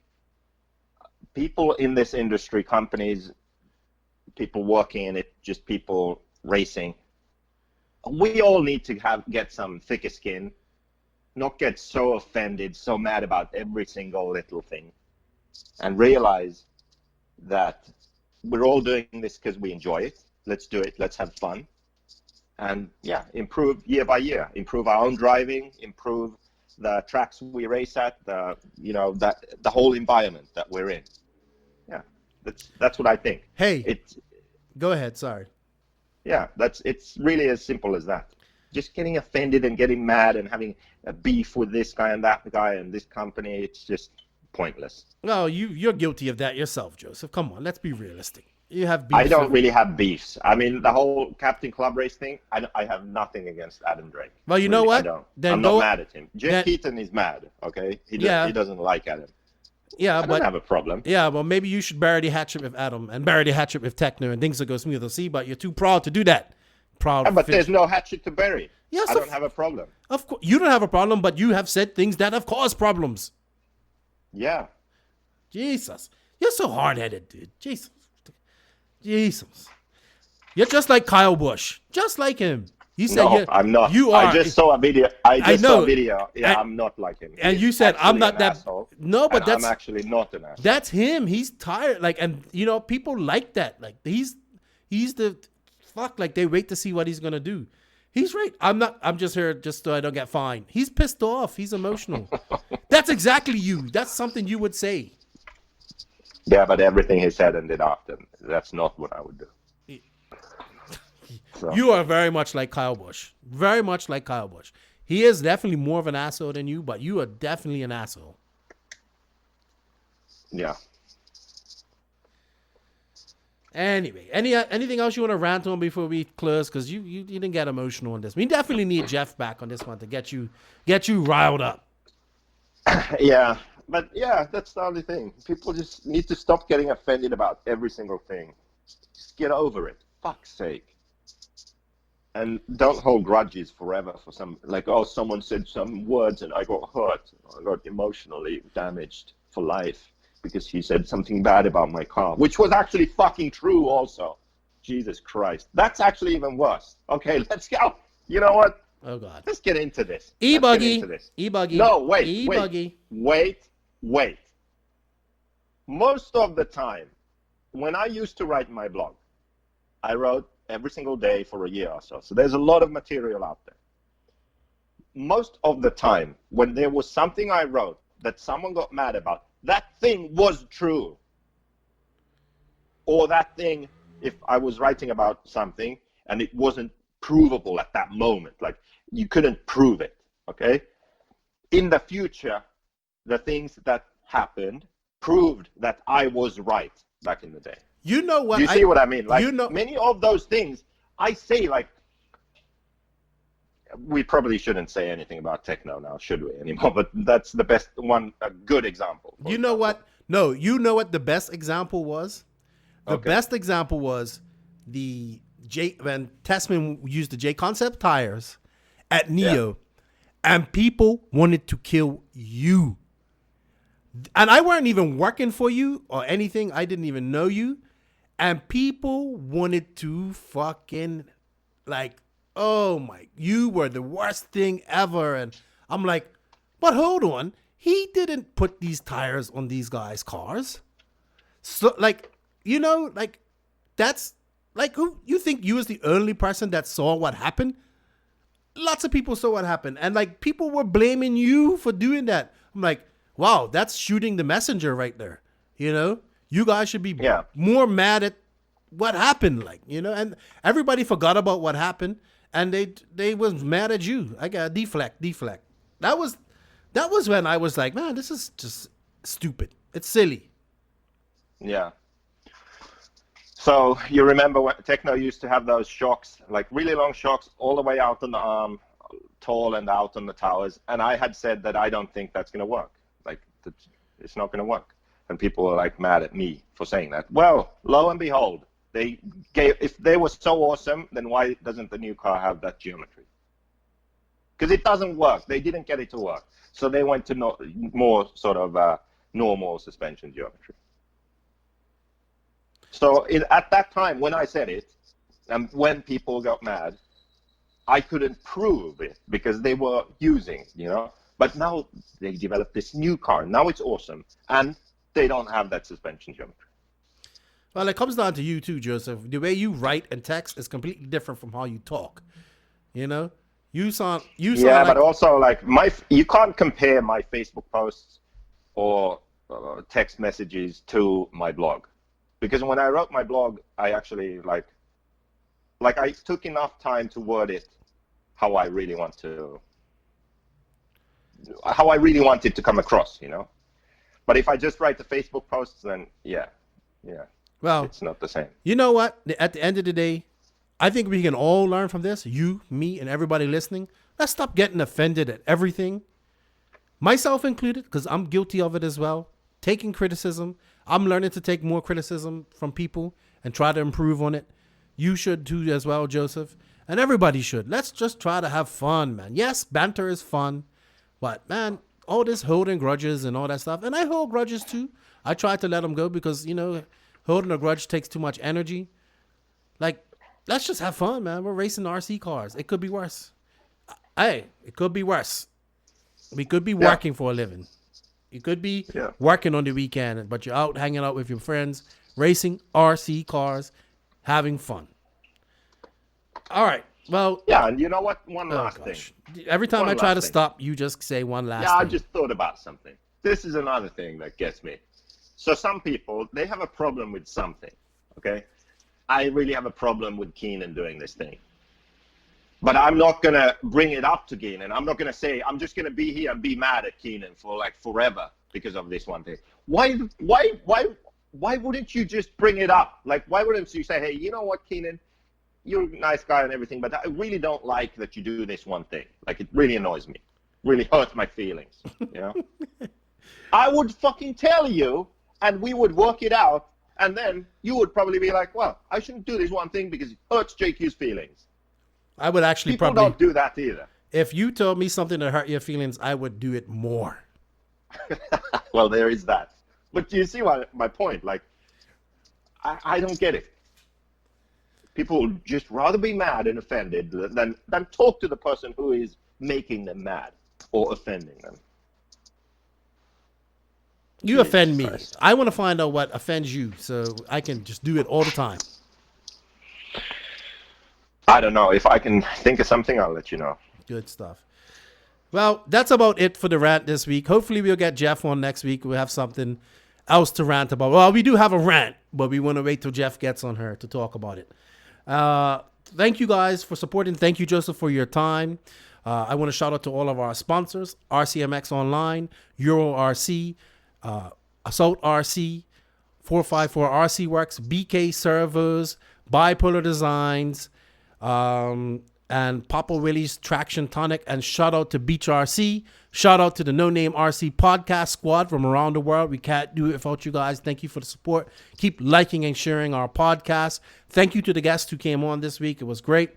And yeah, we're getting ready. I'm probably going to miss a podcast here because I'll be driving across America. No, not this time next week, but I'll be getting ready to fly to Charlotte this time next week. Well, preparing, fly out next Thursday. We start driving Friday. We get into California the following Monday. Pick you up in 5 o'clock traffic. Always being a pain in the ass you are. Jesus. Perfect. Yeah. Oh, come pick me up. My plane leaves and lands at 5 and LAX in 5 o'clock traffic. Yeah, perfect. We can carpool. No, easy. You can get a shuttle. No, you'll pick me up.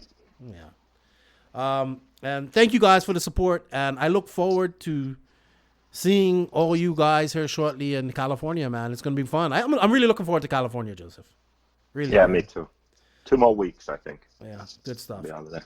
All right. Well, thank you for your time. And we will have a podcast next week, but I don't think we will have one the following week. But we'll see how things go.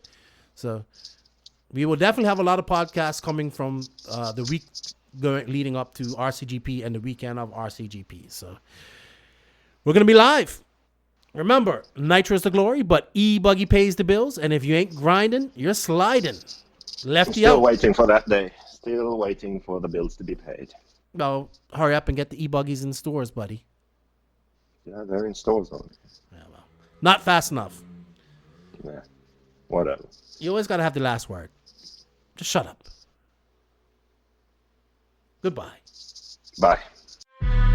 Thank you for listening to the No Name RC podcast. Please tune in next time for more fresh RC content. And if you can, please also support us on patreon.com/The Quay Grain. We will greatly appreciate it. And don't forget, Nitro is the glory.